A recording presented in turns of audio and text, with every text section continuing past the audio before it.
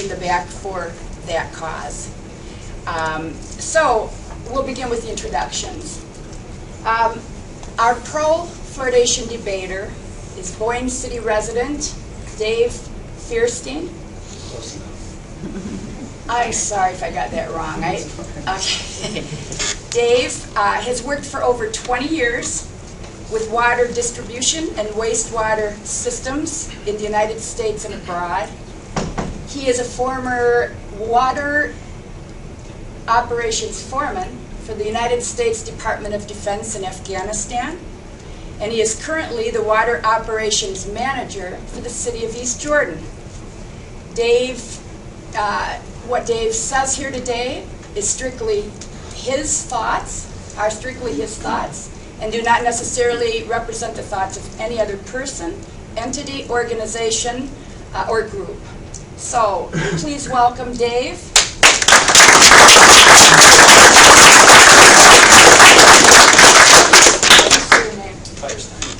That's what I thought. And then everybody told me it was the other way. They did. Yes. Okay. Sorry, Dave. Okay, our anti-fluoridation debater is Paul Connett, PhD. Dr. Connett received his bachelor's degree from Cambridge University in England. He received his PhD in chemistry from Dartmouth College in New Hampshire. He taught at St. Lawrence University in Canton, New York, where he taught for 23 years. His specialty was environmental chemistry and toxicology. He began researching the issue of fluoride's toxicity relating to fluoridation in 1996. He is the executive director of the Fluoride Action Network and is co-author of the book, The Case Against Fluoride, How Hazardous Waste Wound Up in Our Drinking Water, and the Bad Science and Powerful Politics That Keep It There. Please welcome Dr. Connett.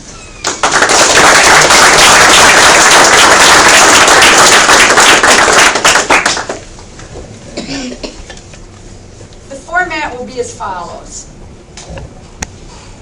Beginning with the pro-fluoridation debater. Each debater will present a 15-minute PowerPoint presentation. After that, the first round, Dave gets a 7-minute speech, after which Paul has 5 minutes to ask questions of Dave. Then Paul will give a 7-minute speech, after which Dave has 5 minutes to ask questions of Paul. The second round, Dave gives a 4-minute speech. Paul has 5 minutes to ask questions of Dave. And Paul gives a 4-minute speech, and Dave has 5 minutes to ask questions of Paul. We think this gives a lot of information. I will be asking no questions. They will be talking about what they want to talk about. Finally, the summation. Each debater will give a 5-minute summation. After that, we will open the floor to questions. Any questions you have will be taken. We'll be taking questions from Dave, then a question from Paul. Question from Dave. We'll do it like that. So, let's begin. Before we start, I want to take just a minute and move my podium up just a foot so I can't really see the screen. Oh, yeah.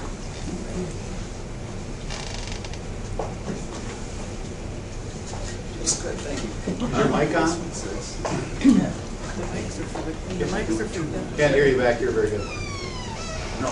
This is radio. These are mics on. The mics are through them. Oh, you're just going off my voice, so I'll have to speak loud.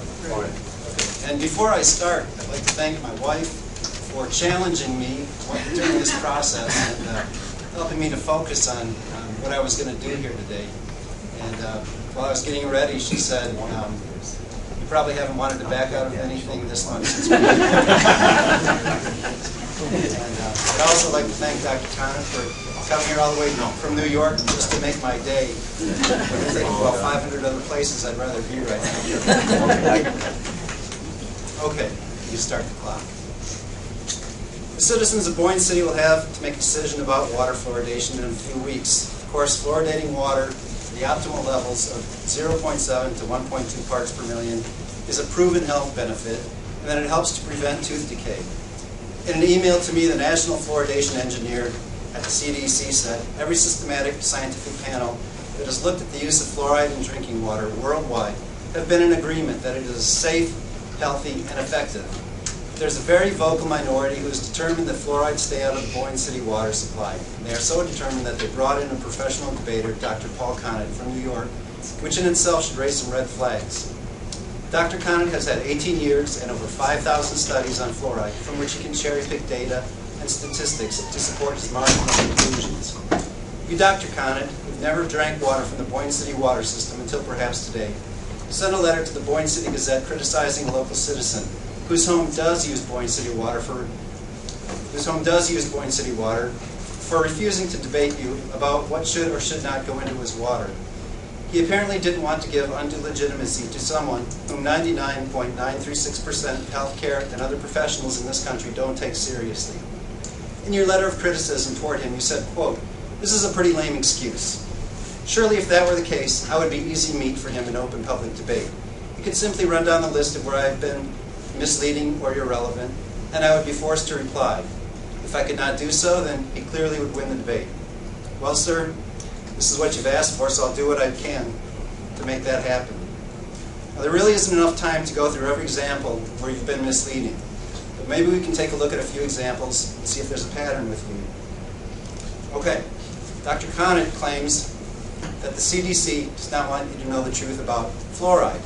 And I wanted to take a closer look at this, so I went to the webpage, the Fluoride Action Network webpage.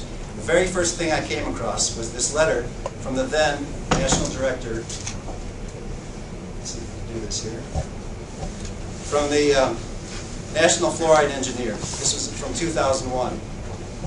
And if you're listening at home and you have a computer, you can go to the Fluoride Action Network, type in CDC on their search engine. This is the first letter that will come up. Dr. Conant writes, after many months of waiting, Thomas Reeves, the CDC's water engineer responsible for overseeing the U.S. fluoridation program, has responded to questions about chemicals used in fluoridating water. Now listen carefully to what Dr. Conant says here. Quote, "One interesting concession made by Reeves in this letter is that all fluoridation chemicals, including sodium fluoridate, are waste products of the phosphate fertilizer industry." Now here, okay, and then signed Paul Conant. Now here is the quote by Mr. Reeves to which Dr. Conant is referring. Okay.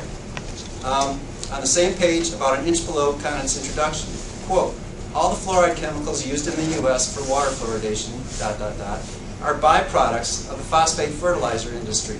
And he goes on to use the word byproduct again in describing the manufacture of fluoride products. Never once in this letter does Mr. Reeves use the word waste product. These are two different words with two different meanings, and Dr. Conant knows this because he is a self-described authority on waste management. A waste product is, noun, a material discarded as useless in the process of producing something. An example of this would be carbon monoxide from your car. That's a waste product. A byproduct, a noun, is a secondary or incidental product, as in the process of manufacture. For example, wood pellets from lumber, leather from the cattle industry. So if I was to do what he did, I would say the leather in Dr. Conant's shoes are waste products of the cattle murdering industry because, you want to make it sound as horrible as possible. Now what really blows me away about this is that this misquotation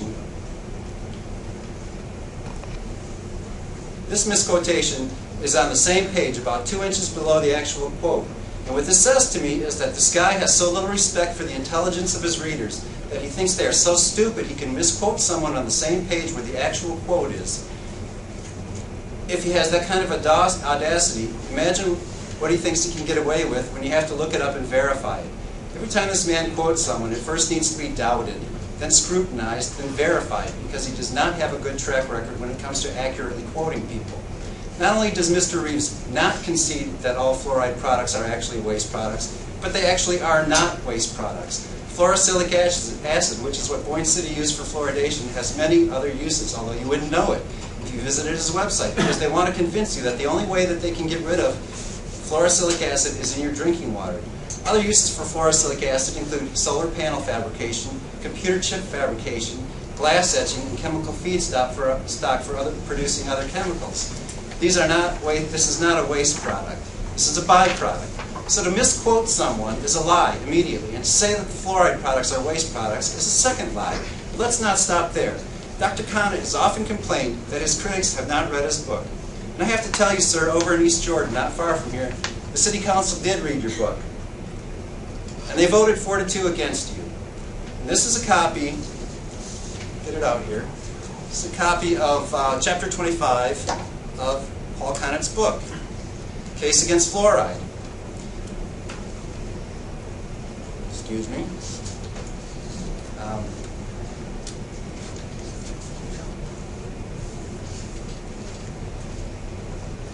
Okay. There's a page on the floor. No, that's not it. I'm sorry. Bear with me.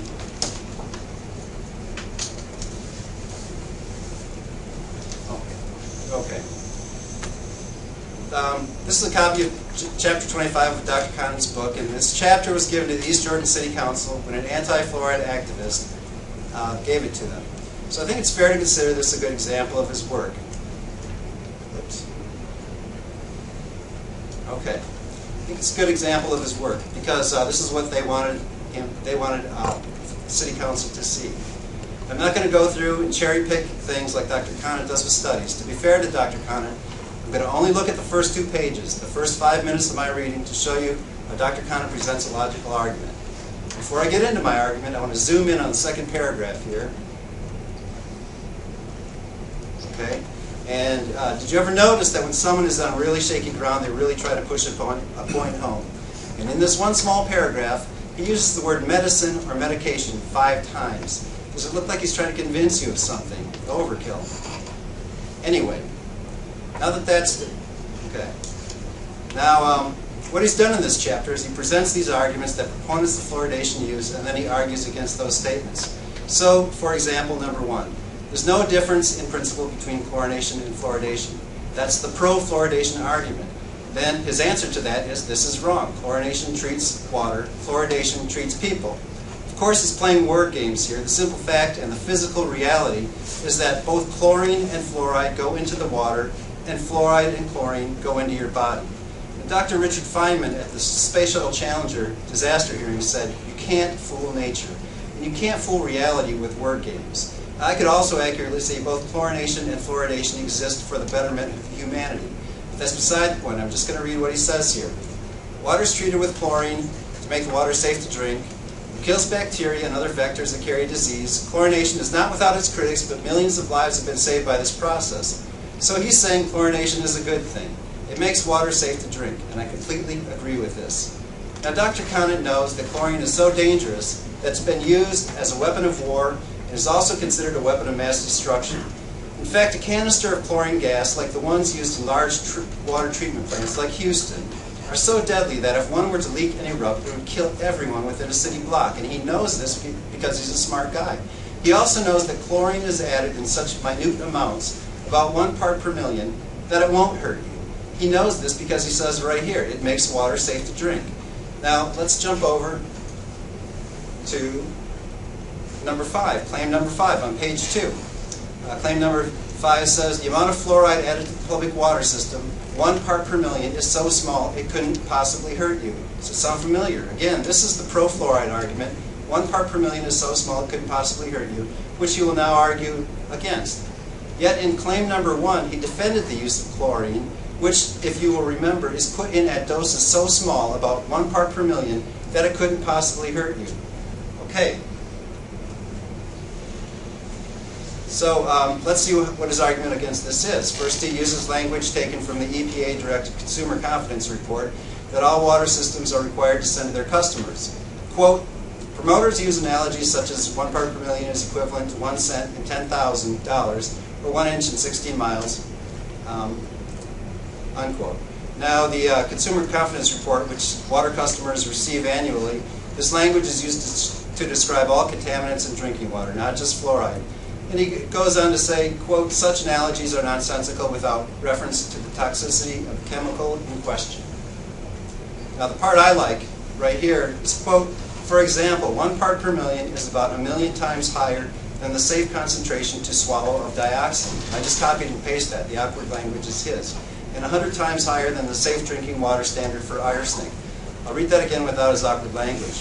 Quote, 1 part per million is about 1,000,000 times higher than the safe concentration of dioxin and 100 times higher than the safe drinking water standard for arsenic. Now remember, these statements are made in the context of his argument against the fact that 1 part per million of fluoride is safe. So the twisted logic of his argument is this. I can't say that a quantity of something is safe because a lesser amount of something else is unsafe. We can't say that 1 part per million of fluoride is safe because 1,000,000 times less that amount of dioxin is unsafe. We can't say that a bowl of oatmeal is safe because a teaspoon of rat poison is unsafe. Now, I'm not Spock, but his logic is a joke. And if it turns out not to be just me. Other people have found problems with Dr. Conant's stuff too. And the one on the bottom, try to see if this thing moves. I don't know if you can read that, but it says, Dr. Conant misrepresents my study as an analysis of the benefits of water fluoridation, which it was not. He also misrepresents the study's indirect evidence on the benefits of water fluoridation on decay. And this was written by Dr. John Spencer of Abilene University in 2005. And I guess they don't like it when you represent their studies. You know, who knew? The second one from the top, this one, which I guess you guys can't read that. Conant often relies on studies of fluoride used in other countries, where concentrations are significantly higher. One of Conant's main assertions, that fluoride is a dangerous, unregulated, industrial waste byproduct, is disputed by public health professionals and was examined by PolitiFact.com, which found the assertion false. That was the Syracuse, New York Standard Post in 2012. The next one down, quote, in our opinion, the information that Dr. Paul Conant presents to the public about fluoridation is unreliable. In particular, he misleads through exaggeration and misrepresentation of studies and analysis. And that's the Institute of Science and Medicine, October 2012. And there's that phrase again, misrepresentation of studies. It seems to be a common theme with him. Okay, I'm going to switch gears here, take advantage of picture time, and show you some pictures of what water fluoridation is all about. This is tooth decay. I couldn't find any pictures of tooth decay on the Fluoride Action Network. But that's not to say they're not there, I just couldn't find them. And I don't think Dr. Conant is going to show you these pictures, because this is the heart of the issue right here. So I'll show them to you. And if you're listening at home, you can Google images of tooth decay. That's pretty much what we're looking at here, although I got these images from the Michigan Department of Community Health with their permission. According to Delta Dental Insurance Company, tooth decay is still topping the list as the most common chronic childhood disease in the nation. On a national scale, it is estimated that children miss 51 million hours of school each year because of problems with their teeth. In addition, adults miss 164 million hours of work each year because of time spent dealing with their own dental health issues. Laura Zalata, president and CEO of Delta Dental Insurance Company, says that, quote, poor oral health can have life-altering effects on a person. Educating people on the importance of good oral health and its connection to overall health can significantly improve a child's preparedness to learn in the classroom. Access to health care can mean the difference between a student graduating from high school or whether or not an adult gets a job, Zalata said. Needless to say, Delta Dental fiercely supports water fluoridation to the tune of giving away about $1 million a year in grant money for water fluoridation programs. And this is why.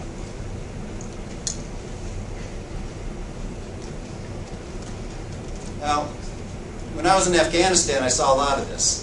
It's definitely not good. I think we in America have kind of forgotten why the CDC and the American Dental Association and over 100 other health organizations worldwide support water fluoridation.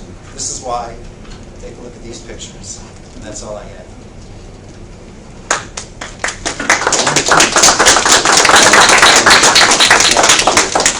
We're going to need a few minutes just to change over the connection to my laptop. I forgot to mention that there will be a single bell warning sound a minute before your time is up. Oh, okay. I'm sorry, and then there'll be a double bell when your time is up, and you can finish your sentence. You know. Okay. And rather than leave some dead space here, let me start by thanking David very much for agreeing to this debate. In 18 years, I've had perhaps 6 debates, And you have more courage than the vast majority of dentists in this country who speak very confidently of this practice, but when they're challenged to debate, they refuse to do so. But you have accepted the challenge, and I respect you for that. Thank you. And I'd also like to thank you.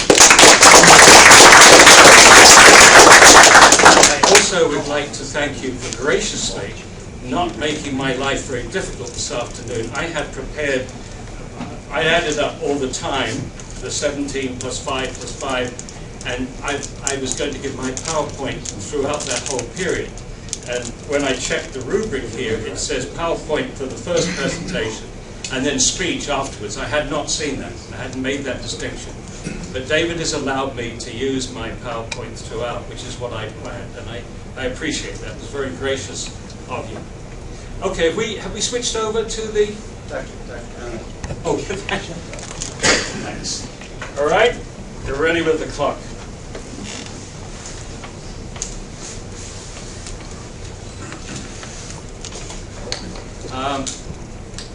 I don't know. We're not getting. Don't start the clock yet. Let's start. Let me see what's happening with my computer. Turn it. There you go.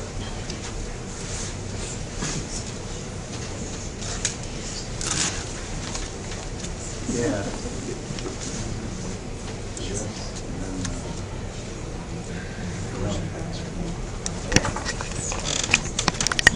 There we go.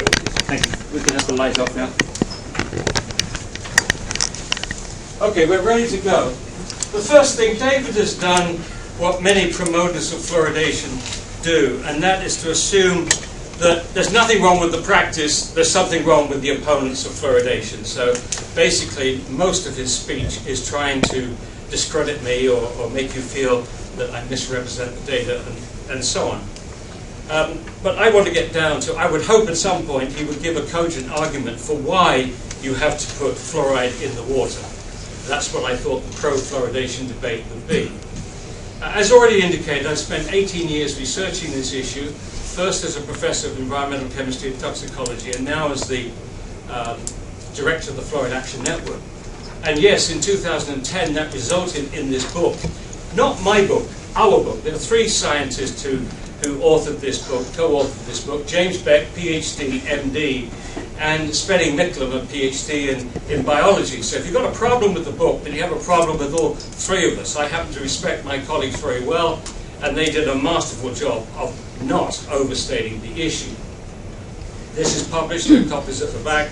Every single argument is documented with 80 pages of references to the scientific literature. In 4 years since this publication, there's been no written response from the proponents of fluoridation. If the other side had produced a book like this, we would have produced a response in a few weeks. I will argue that fluoridation is unusual, unnatural, unethical, unnecessary, unsafe, ineffective, and there are better ways to fight tooth decay in low-income families, which has been demonstrated in places like Scotland. So fluoridation is unusual. The vast majority of countries do not fluoridate their water, including 97% of Western Europe.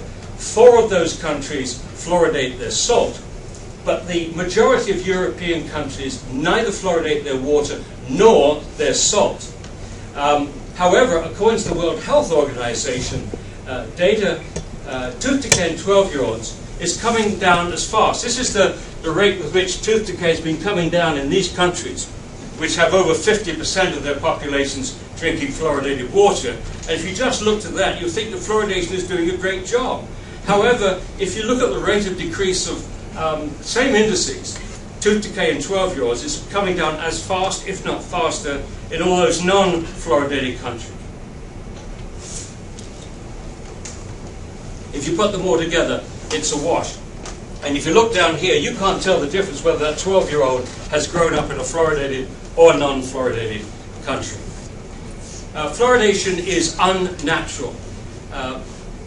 Fluoridation promoters stress that fluoride is naturally occurring, sometimes even using the word fluoridation. Nature thought of it first. They are confusing geology with biology. The level of fluoride that occurs in water is a vagary of which rocks the water has flown through. That's nothing to do with biology. But nature has got something to say about this. But first of all, before we go into that, just because something occurs naturally in water doesn't make it safe. Arsenic occurs naturally in water, but doesn't make it safe. And millions of people worldwide have had their health damaged by both fluoride and arsenic. So nature has passed a verdict on fluoride. The verdict is as follows. Nature, the level of fluoride in mother's milk is very, very low. So nature has determined after millions or thousands of years of experimentation that the baby does not need fluoride.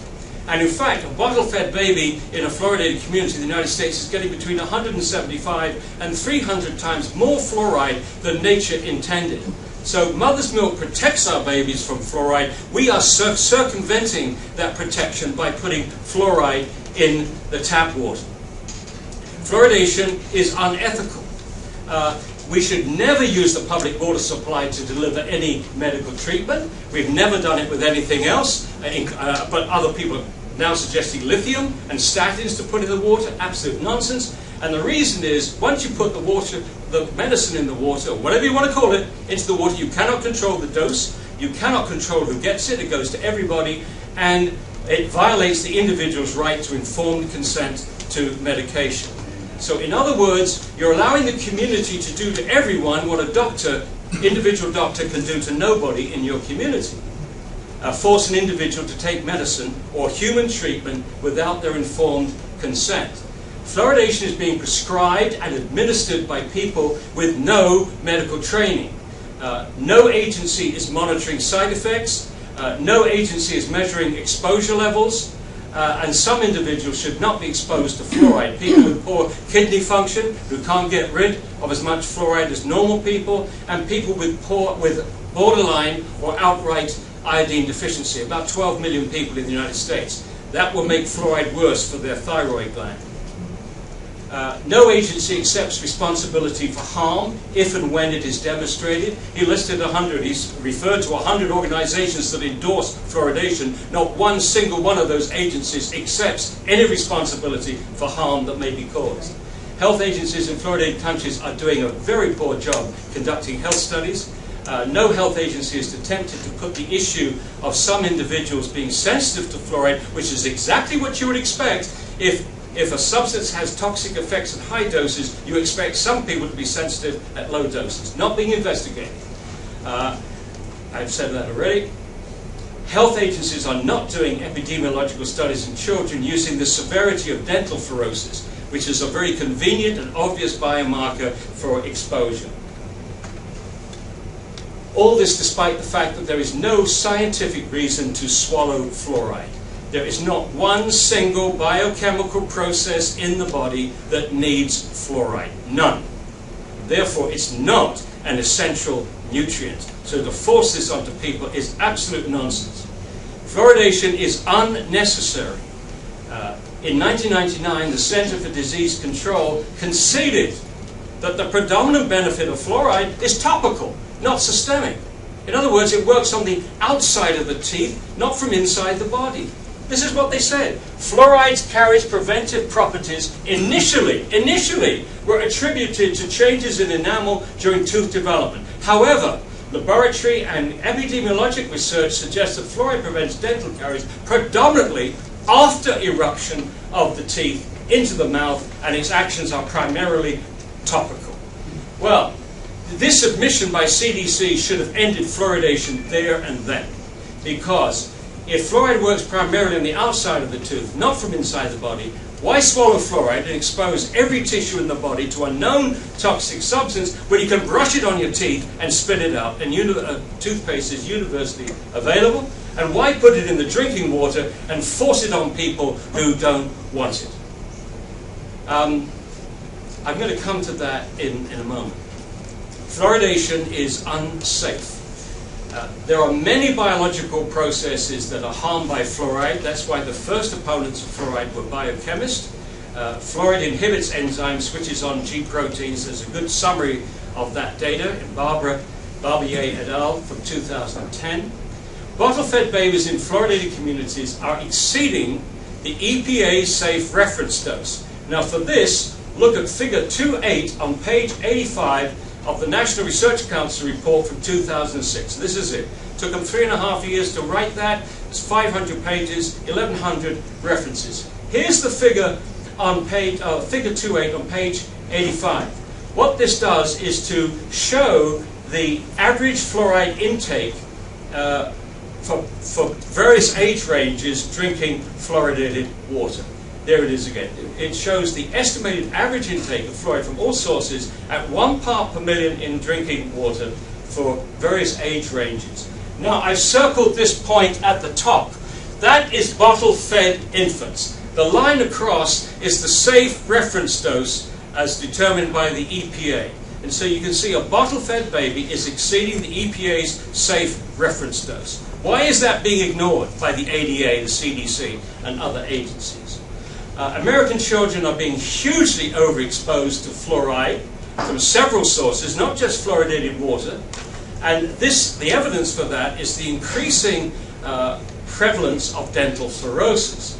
Now, in the beginning, they thought they would hold dental fluorosis to about 10% of the kids, but today, 41% of all American children aged 12 to 15 have some form of dental fluorosis. And here you have it. 41%. 28.5% have very mild. They expected 10%. Mild have 8.6% have that, and moderate or severe 3.6%.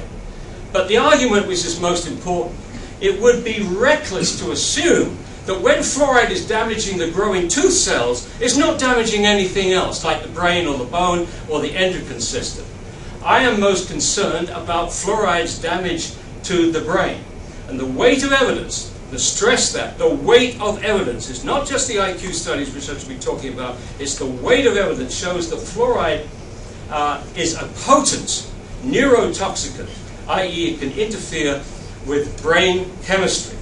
Now, first of all, the animal studies. There are over 100 animal studies which have found fluoride damages the brain. Damage to the hippocampus, neuronal degeneration, inhibition of cholinesterase, damage to nicotinic receptors, decreased brain glucose utilization, increased oxidative stress. All of these are documented on our webpage. This, I think, very revealing. There are 30 animal studies which have found fluoride impairs learning and memory. 30 out of 32 studies which have put animals in various types of tests like the Y maze, T maze, Morris Water maze, novel object recognition test, open field test, have found that rats and mice are less able to learn, less able to remember when exposed to fluoride.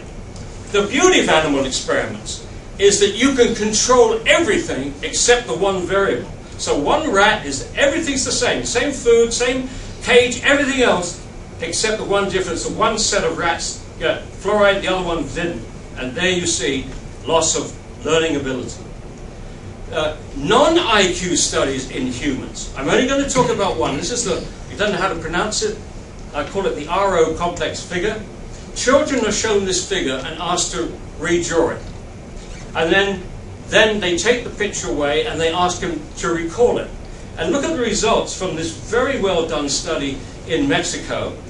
They controlled for key variables, education, nutritional status, etc., etc., etc. The findings, approximately 9 out of 10 children were unable to copy this picture as expected for their age range. And for the immediate recall, almost 6 out of 10 children were unable to draw the figure as expected for their age. So this is a preamble to the IQ studies that I want to talk about now. There have been 48 studies in all from India, China, Mexico, and Iran, and 41 of those have shown a lowering of IQ associated with fairly modest exposure to fluoride. 17 of these studies showed this effect at levels lower than our so-called safe drinking water standard of 4 parts per million. This got major headlines around the country and around the world. This was a meta-analysis done by a team from Harvard of 27 of these IQ studies. In each study, the methodology was the same. They compared the mean IQs of the children in the high fluoride village with the low fluoride village. The study was published in one of the leading environmental health journals in the world. And they acknowledged there were weaknesses in some of the studies, not all the studies, some weaknesses there, but what they said is that the results were remarkably consistent. Of the 27 studies, 26 showed a lowered IQ in the high fluoride village than the low fluoride village. And the average lowering of IQ was about 7 IQ points, which is highly significant. I want to give you more details on one of the studies because I've been to China. I went to the villages where this study was done. I know Zhang very well. We just had him in Washington, D.C. He compared the IQ of children in 2 villages. The low fluoride village, the average level of fluoride in the well water was 0.36 parts per million, pretty low. And the level in the high fluoride village was 2.5 parts per million. What about 2 minutes to go? Or 1 minute? 1 minute, okay. They controlled for lead exposure and iodine, and more recently they went back and looked at arsenic levels, and that was not a confounding variable. They found a drop of 5 to 10 IQ points across the whole age range and a shift in the IQ curve. So here's the low fluoride village. The black and the mauve is the high fluoride village. So you see that shift of the IQ curve over. That's very significant. I should talk about the significance later. And I just want to show this one thing before the bell goes, that Zhang did more than any of the other studies. He subdivided his high fluoride village into 5 groups. 5 groups with escalating fluoride concentration. So you can see it going from 0.75, 1.53, 2.46, 3.28 to 4.16. And what he found was as the fluoride concentration went up, the IQ went down. So here it is, a fairly linear relationship. He also found as the fluoride concentration went up, the percentage of children with an IQ less than 8, I'll just finish this sentence, went up dramatically from 9.52% up to 37.50%. So please remember that. As the fluoride concentration went up, the percentage of children who were essentially mentally handicapped went up dramatically from 0% up to 37.5%. And I'll come back to this after the break. Thank you.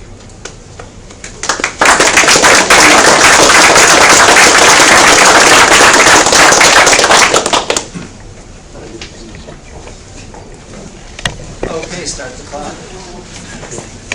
I guess when you're really trying to push something, you take a little bit extra time to do it. I spent much of the opening PowerPoint talking about Dr. Conant, but it's actually the local anti-fluoride campaign that the people of Boyne City are actually faced with. Consider their claim: forced medication practice known as water fluoridation, right here on this Public Debate Challenge. Claim made by the citizens against forced medication. Now, if ever there was an issue worthy of the U.S. Supreme Court, it's the idea of a local government forcing its citizens to take medicine against their will. This sounds like a huge unconstitutional infringement, doesn't it? If there was even a speck of truth to it, the Supreme Court would have been all over it. However, the U.S. Supreme Court has denied review of fluoridation cases 13 times, citing that no substantial federal or constitutional questions were involved. 13 times this issue was brought before the U.S. Supreme Court, and 13 times they saw it as an invalid joke. And I can't wait to hear how Dr. Conant spins that. Also consider the fact that to even present an argument before the Supreme Court, an attorney has to be the brightest and most articulate in his field. Even considering that, these attorneys couldn't put enough spin on this claim, forced medication, to get the Supreme Court to even look at it. Now, doesn't it seem odd that the local anti-fluoride campaign here in Boyne City, or in Traverse City, would try to sue the city to have fluoride taken out of its water? Well, there's a reason for that, and this has actually happened many times in the past. And the fact is, every time this issue has gone to court in this country, the anti-fluoride side ends up losing, every single time. And that's the reason for this debate. In a court of law, they would have lost, because in that arena you have 2 approximately equal opponents. In this debate you have Dr. Conant, who's been cherry-picking through over 5,000 studies for 18 years, and you have me. This match isn't even close, and that's the way they want it. That's the only chance they have. Now consider the horrible health effects they attribute to fluoride. A few months ago, a local activist wrote a letter, and in it she claimed that fluoride was responsible for, quote, lower IQs, autism, hyperactivity, and other neurotoxic damage, including ADHD, memory loss, Alzheimer's disease, dementia, gastrointestinal distress, thyroid disease, arthritis, dental fluorosis, skeletal fluorosis, cardiovascular disease, and certain types of cancer, of course. Got to throw the cancer in there. The United States is lawsuit crazy, isn't it? I mean, we all know that. I mean, if these health problems are created by water fluoridation, I have to ask, where are the personal injury attorneys? They should have been all over this. There are class action suits going on all the time for everything from mesothelioma, vaginal mesh implants, tobacco companies, makers of saccharin, manufacturers of red dye number 2, the U.S. government over Agent Orange, but never once has there been a successful class action suit against a municipality for putting fluoride in its water. Yet it does all this stuff, and he says he can prove it. I find that astonishing. Never once has the U.S. court forced a municipality to take it out of its water. So where's this stuff coming from? Well, Dr. Conant here has been cherry-picking through these studies for 5,000 studies for 18 years, and there are thousands of variables in these studies. With those numbers, 5,000 studies, 18 years, you can probably find something to support anything you want to sell. But the fact is that the overwhelming evidence shows that water fluoridation helps to reduce the risk of dental decay, and the overwhelming evidence has demonstrated over the past 60 years that water fluoridation is safe. And here's another place this stuff is coming from. They're making it up. A local anti-fluoride activist was very fond of saying that, quote, fluoride is more toxic than lead and only slightly less toxic than arsenic. I've seen it in print twice, and I've heard her publicly say it once. So I pointed out the fact that the EPA allows 4 parts per million of fluoride in drinking water. The EPA allows 0.015 parts per million of lead in drinking water and 0.010 parts per million of arsenic. Now what this means is that the EPA allows 267 times the amount of fluoride in drinking water as lead, and it allows 400 times the amount of fluoride in drinking water as arsenic. Well, she'd never heard this before, so she contacted Dr. Conant to ask him about it. Now this is the actual question from the email she sent him, and she sent it to me because she wanted me to become enlightened by the words of Dr. Conant here. Quote, he, meaning me, he said lead and arsenic are very much more toxic than fluoride. I have read, written, and spoke publicly that fluoride is more toxic than lead and only slightly less toxic than arsenic. Is this wrong? Unquote. I couldn't believe it when I read this. You mean you don't really know? This lady is trying to influence a public policy that has to do with the public's health, and she's making claims and she doesn't even know that they're true. You've got to be kidding me. Why are we even here? You can't debate something that's already been proven. We're here because he wants to squash me in front of you and win the debate. If we were in a court of law, it would be equal. I'm way out of my league with this guy, I'll admit it. And that's exactly what's going on here. That's all I've got. Well, David, the reason that you're out of your league is the people that should have been debating this, that the leaders of the American Dental Association, representatives of government, from the Michigan State, whatever, they refused to debate. And you courageously came in and filled the gap. Don't complain now because you're outmatched. That was your choice. No complaint, now, sir. I would like, could you switch off the light, please? I would like your response to this quote. This is from the ADA. You listed a bunch of organizations that you clearly respect, David. Is this the part where he asked me questions? Yes, this is the part I'm asking you questions, and this is the questions. This is a statement from the ADA, one of the organizations that you regard fairly and with respect. It says, individual dentists must be convinced that they need not be familiar with scientific reports of laboratory and field investigations on fluoridation to be effective participants in the promotion program, and that non-participation is overt neglect of professional responsibility. I don't know how much you know about professionalism, but that to me is an upside-down definition of professionalism. You don't need to know the science of your subject. to go out there and promote fluoridation. And if you don't do it, you're neglecting your professional responsibility. What is your response to that statement? Well, my response is that if I see a quote like that coming from you, the first thing that I would do is I would verify its authenticity. Well, do that. You can look up the white paper. I can make it available to you. 1979. Now, it's assuming that I haven't lied, David. I'm not making it up. And you do find that that's an exact quote. What is your reaction to it? I don't have a reaction. I'm not a dentist. I'm just here to answer your question to a local Boyne City citizen, and you challenged him to find problems with everything that you said. Could you stick to the question that I asked you? You're not fazed by that at all. I mean, you listen to this organization, you quote them, and yet here's an example of terrible professionalism. Next question. 1979. Is that what that says? Yeah. Okay. I don't think anything's changed, but you may be able to convince me otherwise. Center for Disease Control. I think you referred to them. Tell me what you know about the Center for Disease Control and fluoridation. Who at the Center for Disease Control talks about fluoridation? I know that there's an oral health division at the Center of Disease Control. It has about 30 employees. Okay. National fluoridation engineer. You have quoted, actually you've misquoted the national fluoridation. I'm glad you brought that up again. But you have misquoted the national fluoridation engineer, who was then named Thomas Reeves. Okay. The person now is Thomas. I'm trying to answer your question. Okay, we'll do that, please. Okay. The fellow is Kip Dujan, and that's about all I know, sir. Okay. All right, so basically, the only people that say anything about fluoridation at the Center for Disease Control, which has 20,000 employees, and they have toxicologists and they have medical experts, is this group called the Oral Health Division, which is primarily made up of dentists. And their mission is to promote fluoridation. Mr. Dujan is not a dentist. He's an engineer, but he promotes fluoridation. He's one engineer out of all those people. But he leads the program. But he leads the program. No, the guy that leads the program is the director of the Oral Health Division.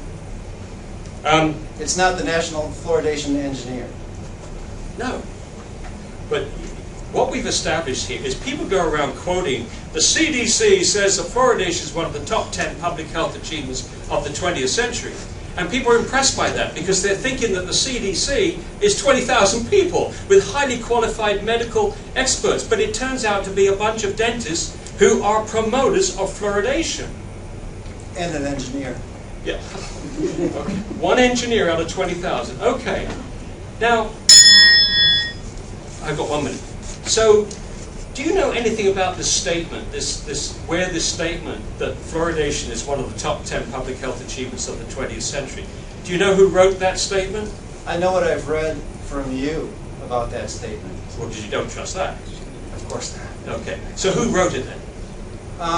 And I don't have it at my fingertips. I don't remember where it came from exactly. Well, would it surprise you to find out it was only 2 people? I do remember that. That's Okay. what you said, yes. And one of them was a dentist who'd never written anything on fluoridation before, and the other one was an economist. And hardly a day goes by that that statement is not being made by some editor or some journalist or some health official or some doctor, and is impressing the worldwide public that the Center for Disease Control says that fluoridation is one of the top 10 public health achievements, but when you look below the surface, you find it's just written by 2 people, unqualified people. Doesn't that surprise you? Are we done? It doesn't surprise you. No. Okay. Alrighty. I need to pick up where I left off. No, we're going to keep the lights off, but I need to get to the place where I finished.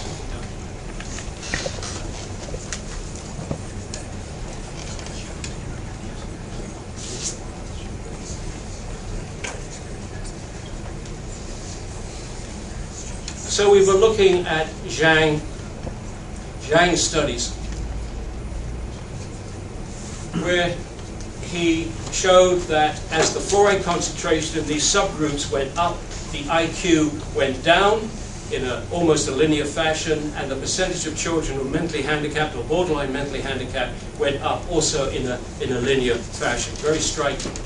Now the lowest level at which this lowering of IQ occurred was 1.54 parts per million with a standard deviation of 0.27. If you subtract the 0.27, there were some children whose IQ was lowered at 1.26 parts per million. That leaves absolutely no margin of safety to protect all the children in the United States drinking fluoridated water. You normally need a safety factor of 10 to take into account the wide variation in sensitivity in a large population. That is pretty standard. You would definitely need it in this case because you were looking at a small study of Chinese children which wouldn't take into account the full range of ethnic differences, dietary differences, and everything else. So no margin of safety to protect children drinking fluoridated water. Philip Grandjean, who's well known for his work on mercury, said that fluoride seems to fit in with lead, mercury, and other poisons that cause chemical brain drain.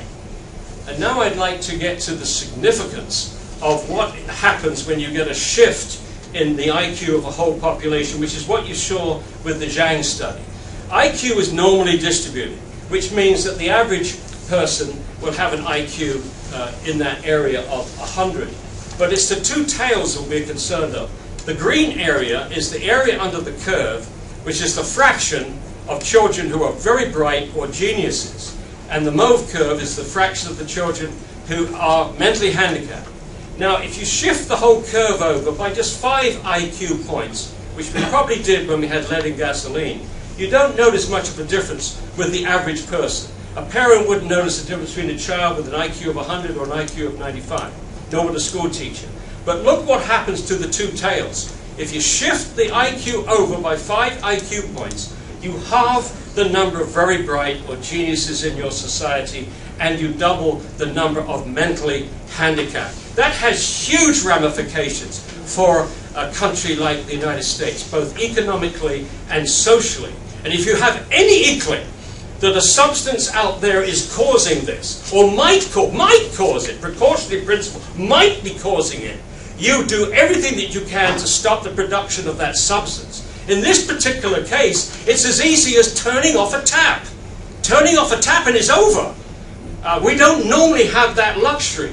And so to continue to push this using rhetorical devices and all kinds of accusations, instead of focusing on the science, to me is irresponsible. Now we know that the target for fluoridation is children of low-income families. The last people, the last children in this country that need a few more IQ points taken away from them are children from low-income families. And I hope, David, when you get a chance to talk, you will provide the audience and me with some scientific evidence that allows you to completely ignore all this. Or are you just happy to continue adding this neurotoxic substance to the drinking water and assume that it's Dr. Connick that's misquoting, misrepresenting, and do all the other dreadful things I'm supposed to do? Is it me the problem, or is it not the science that I'm talking about that is the problem for you and for this country? Now, I hope that someone will ask me a question about this table from Zhang. Zhang produced this table in Washington, D.C. Just a few weeks ago. It's a table of all his results. It has huge significance for the future of fluoridation in this country. I don't have time to talk about it now, but after, when the question time, somebody please ask me about this table. But fluoridation is ineffective. You would think, would you not, that at the very least this thing would work. If you're going to take all these risks with the kids' brains, at least it would work. Well, the evidence is very weak. First of all, they've never done a randomized controlled trial, which is the gold standard for epidemiology. Secondly, the CDC's evidence from 1999 is incredibly weak. There's little difference in tooth decay in 12-year-old children between fluoridated and non-fluoridated countries. I've already shown you the graphs for that. The largest survey in the United States doesn't show much of a difference. And the most precise study in the United States has some really disturbing results. And those two studies have been financed by the US government. So no RCT after 70 years. This is inexcusable.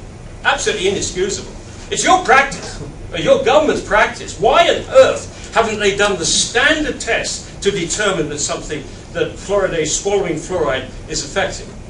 Now, this is the graph that appears in the Center of Disease Control report, which is used all over the world to say that fluoridation is one of the top 10 public health achievements of the 20th century. Now look at that curve. The blue line is the decayed missing filled teeth of 12-year-olds, and you see from the 60s to the present, it's coming down in the United States. And on the same graph, they put the red line, which is the percentage of the US population drinking fluoridated water. And the impression, and in fact the verbiage in the paper indicates that the blue line is coming down because the red line is going up. But before you believe that, so this is tooth decay in 12-year-olds, this is the percentage of the population drinking fluoridated water, go back to the World Health Organization data. How can they maintain that with a straight face when tooth decay has been declining in all these other countries? And by the way, this red line here, which purports to show that fluoridation is working, is from the United States. This is their line, and if they just looked at the data from the World Health Organization, they would have realized that maintaining that was caused by fluoridation is just utter poppycock. And I'll come back to that in my next session. Thank you. And this is the part where I ask Dr. Connor questions.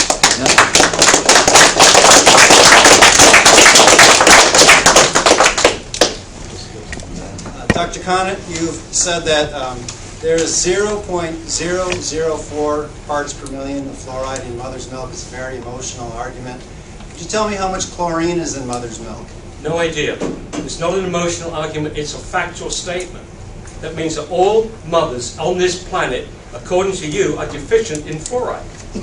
You don't know how much chlorine is in mother's milk, and yet you endorse water chlorination.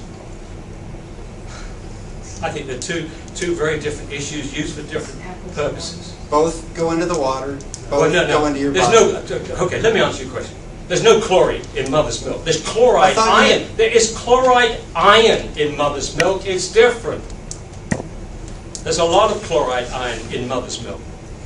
The definition used to define fluoride as a drug is this quote: a substance intended for use in the diagnosis, cure, mitigation, treatment, or prevention of disease, correct? That's a standard definition of a medicine. It's determined by its purpose. You realize that this is only one of 8 definitions. Did you know that? Of the word drug. Well, Did you know that? There may be other definitions, but the one that I think is the one that's most accepted worldwide is a medicine is defined by its purpose. A medicine is a substance used to fight, mitigate, or prevent a disease, which is what you're doing with fluoride in the water. It's actually the 5th definition down. Now, this is a WebMD statement. I got this off WebMD, and it's about prune juice. And it says prune juice helps, well, let me read the quote. Prune juice can also loosen bowels for if you have IBS, irritable bowel syndrome. Is prune juice a drug? If the FDA was presented with prune juice and they were making the claim that it was fighting a disease, yes, they would call it a drug, if that claim was made. But then they would ask for randomized controlled trials to demonstrate effectiveness and also to demonstrate that it's safe. No, the definition you used was it's a substance intended for the use in diagnosis, cure, mitigation, treatment, or prevention of disease. Now, prune juice treats irritable bowel syndrome. By this definition that you use, is prune juice a drug? I would say yes. Okay. Yes. And by the way, the FDA, I think you respect them too. The FDA's classification of fluoride is it is an unapproved drug. The FDA is in charge of water fluoridation. The Food and Drug Administration is in charge of drugs. Now, according to your definition, which is a substance intended for the use of diagnosis, cure, mitigation, treatment, prevention of disease, isn't water itself a drug? Because it treats dehydration. You know, I think you're getting into the world of semantics. No, I think most people know, I think so, I think most people know that you are treating water with fluoride to fight tooth disease. But that makes fluoride a medicine as far as I'm concerned. But according to your definition, a substance intended for the use, diagnosis, cure, mitigation, treatment, or prevention of disease, water treats dehydration, and it prevents dehydration. Now, water is a food. Water is needed as a basic substance that the body needs. I don't think I've ever heard it described as a drug. I hadn't heard that fluoride was a drug until I met you. I thought it was a mineral. It's a naturally occurring mineral. But nevertheless, according to this definition, I mean, it's black and white. A substance intended for the use, diagnosis, cure. And this is what you're using to define fluoride as a drug. Water prevents dehydration, and it treats dehydration. Is it a drug? No, I mean, basically, dehydration occurs, it's a problem that occurs if the body is not getting its basic foodstuffs. You get horrible problems if you starve the body of proteins and everything else. So I don't think you're treating a disease as much as you're not supporting the organism with its basic needs. You can't argue that fluoride is supporting any basic needs in the body. Well, one of the definitions of disease that I intend to use here, one definition is a disease is a condition that prevents the body or mind from working normally. Dehydration prevents the body or mind from working normally. Therefore, according to your definition, water itself is a drug, and you're saying that we put drugs into the drugs to deliver drugs to the people. I think, David, I do applaud you. I think you're very good with playing around with words. Sir, you invent word games. No, I don't invent anything. Let me tell you again. Let me underline this. The FDA classifies fluoride as an unapproved drug. I can give you the reference to that. You can check it out. Okay, back to my slideshow. Does he go next or do I? Oh, no, actually, Dave has a 4-minute Oh, he goes first. Okay. speech, and then you have 5 minutes to ask. Okay. Okay, I'm the water operator in East Jordan, although I'm not speaking on behalf of anybody but myself. I want to make that clear. But I had a lady walk into my office, and she asked me for all the records we had about the money that the government gives East Jordan to fluoridate its water supply. You know, because the government is in bed with the phosphate fertilizer industry, which I think is supposed to be giving money to the government, which goes to the municipalities or something like that. I'm not sure how the conspiracy theory works. But anyway, I didn't know anything about any money that was given to municipalities by the government for water fluoridation. I thought, wow, you get money for this. This is great. So the staff looked into this, and of course we weren't getting any grant money to fluoridate the water supply. But it turns out that a grant is available for communities to fluoridate the water supply. The money comes from the health department. And the money is ultimately presented to the health department by Delta Dental Insurance Company. The Delta Dental Insurance Company gives grant money to communities for smoking cessation programs and for water fluoridation programs. Now, why would they do that? Because insurance companies do 3 things. They make money, they study data and statistics to help them make money, and they pay out claims. Now, they really like to make money, and they really hate to pay out claims. So what they do is they study all of the available data on any given issue to help them make money and to help them reduce the risk of paying out claims. This is what insurance companies do. You all know that. In fact, your car insurance company actually knows the odds of you hitting a deer, which I think I had heard it is 91 to 1.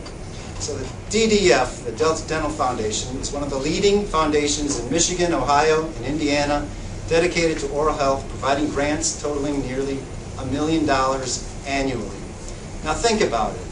Delta Dental Insurance Company has paid out millions of dollars over the years to support communities for water fluoridation programs. They've looked at the same data that Dr. Conant has looked at, and they have drawn a completely different conclusion. Now, the conclusion they have drawn is that community water fluoridation is safe and effective, and they support that conclusion by giving the millions of dollars to communities because the healthier your teeth are, the less money they have to pay out in grants. Doesn't that make sense? So the reason that they have drawn a completely different conclusion as Dr. Conant is that in order to make money by looking at data, you have to use sound logic, you can't misrepresent the truth, and you can't go through and cherry pick studies. An insurance company has to be honest about the data they see, or it is not going to work out for them. Since Delta Dental is a highly successful insurance company, I think it is safe to say that the conclusions that they have drawn about the safety and effectiveness of water fluoridation are accurate. Thank you. You've used the word cherry pick several times. You haven't given any specific examples. You have my whole book to choose from. But I asked you a question. What evidence do you have that gives you the confidence to continue this despite all the brain studies that I shared with you? And I didn't cherry pick any of those brain studies. I gave you the lot. Over 100 animal studies, learning experiments, IQ studies, non-IQ studies. What gives you the confidence? Has anybody told you that you can ignore all those brain studies? First of all, am I allowed to answer questions during this portion? Yeah, absolutely. That's what it's for. He's got 5 minutes to ask you questions. Okay. Well, first of all, I trust my dentist more than I trust you. I allow my dentist to put his fingers in my mouth. And I also trust, and I don't want to say this disparagingly, but I trust the greed of insurance companies because they know what they're doing. They're being successful at what they're doing. And now you said you don't cherry pick studies. There have been 5,000 to 6,000 studies on fluoride. You've talked about 100 of them, which I am skeptical of anything coming from you, sir. Well, you know, you're good at insulting people, but let's just stick to the brain studies, okay? I gave you essentially the whole gamut of research there. Has anybody that gives you information, like Kip Duchamp and the people from the Michigan Department of Health, has anybody given you a counter-analysis? This is why you can ignore everything that Paul Conant is saying about the IQ studies, the brain studies, the animal studies. You talked about the rat studies. Phyllis Mullinex? Mullinex. The Phyllis Mullinex study, 1995. Yes. Now what she did was she injected rats with 75 to 125 parts per million of fluoride. And there was a problem with that study in that there was no control group. Okay. Just can I interrupt you a second? You're trying to answer. There's only one of over 100 studies. That was actually one of the first ones published, and the other 100 have essentially vindicated what she found. Well, you just asked. Okay. Yeah. So you've got one study that you're content with because she used a high dose. That negates all the other studies. I haven't looked at. I'm not a scientist, sir. I'm just here because I read your work. But, sir, you're not a scientist, but you are putting this substance into the drinking water of your community. You're putting in the drinking water. And I've laid out before you a lot of scientific evidence to suggest this may be causing serious harm. It may be shaving a few IQ points off the very people that you're tending to help with this practice. Don't you feel obliged to actually study these studies or find somebody to convince you that you don't have to worry about this? Well, sir, I look at the laws of probability, and I see a guy here in front of me. Oh, no, I'm not the problem. May I answer? I'm not the problem. The problem is those studies. You can check them all out. May I answer the question? Yes, you go ahead. Looking at a guy here who I've caught misquoting people on a few occasions. I've never caught the CDC misquoting anyone. Oh yes, oh yes. Oh, you saw the biggest load of baloney from the CDC when they tried to trick the American public into thinking that tooth decay was coming down because the percentage of the public drinking fluoridated water was going up, when they could have easily found that that was nonsense just by checking the World Health Organization data. Either that was an example of gross incompetence or it was fraud, deliberately misleading. And as far as the challenges that you've made about misrepresenting and everything else, I haven't had time to respond to all of those. I can do, and I will do. But I think you seem to, again, the problem I see with you is that you think the problem are with citizens and with opponents of fluoridation. And you don't think you're obliged to actually address the science, instead of nitpicking semantics, address the science and persuade the public that there's no need to be concerned about lowering of IQ or all these studies because they're a bunch of rubbish or whatever. But you don't give me any indication. What impression I'm getting from you is you're a good debater. You're not mismatched. You're a good debater. But you're nitpicking rather than addressing the central issues. Is this practice likely to cause harm? You say no. Based upon what? On what do you base your claims that it's safe? Because somebody has told you it's safe? Like Kip Duchamp? I'm looking at a guy who I've caught misquoting people several times, and I've looked at 200 other people, the 2 other organizations who have reached a completely opposite conclusion as you. Yeah.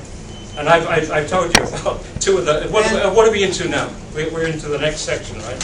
And speaking of nitpicking and playing word games, I mean, you invented it with this book. Anybody who scrutinizes this book will see it all over the place.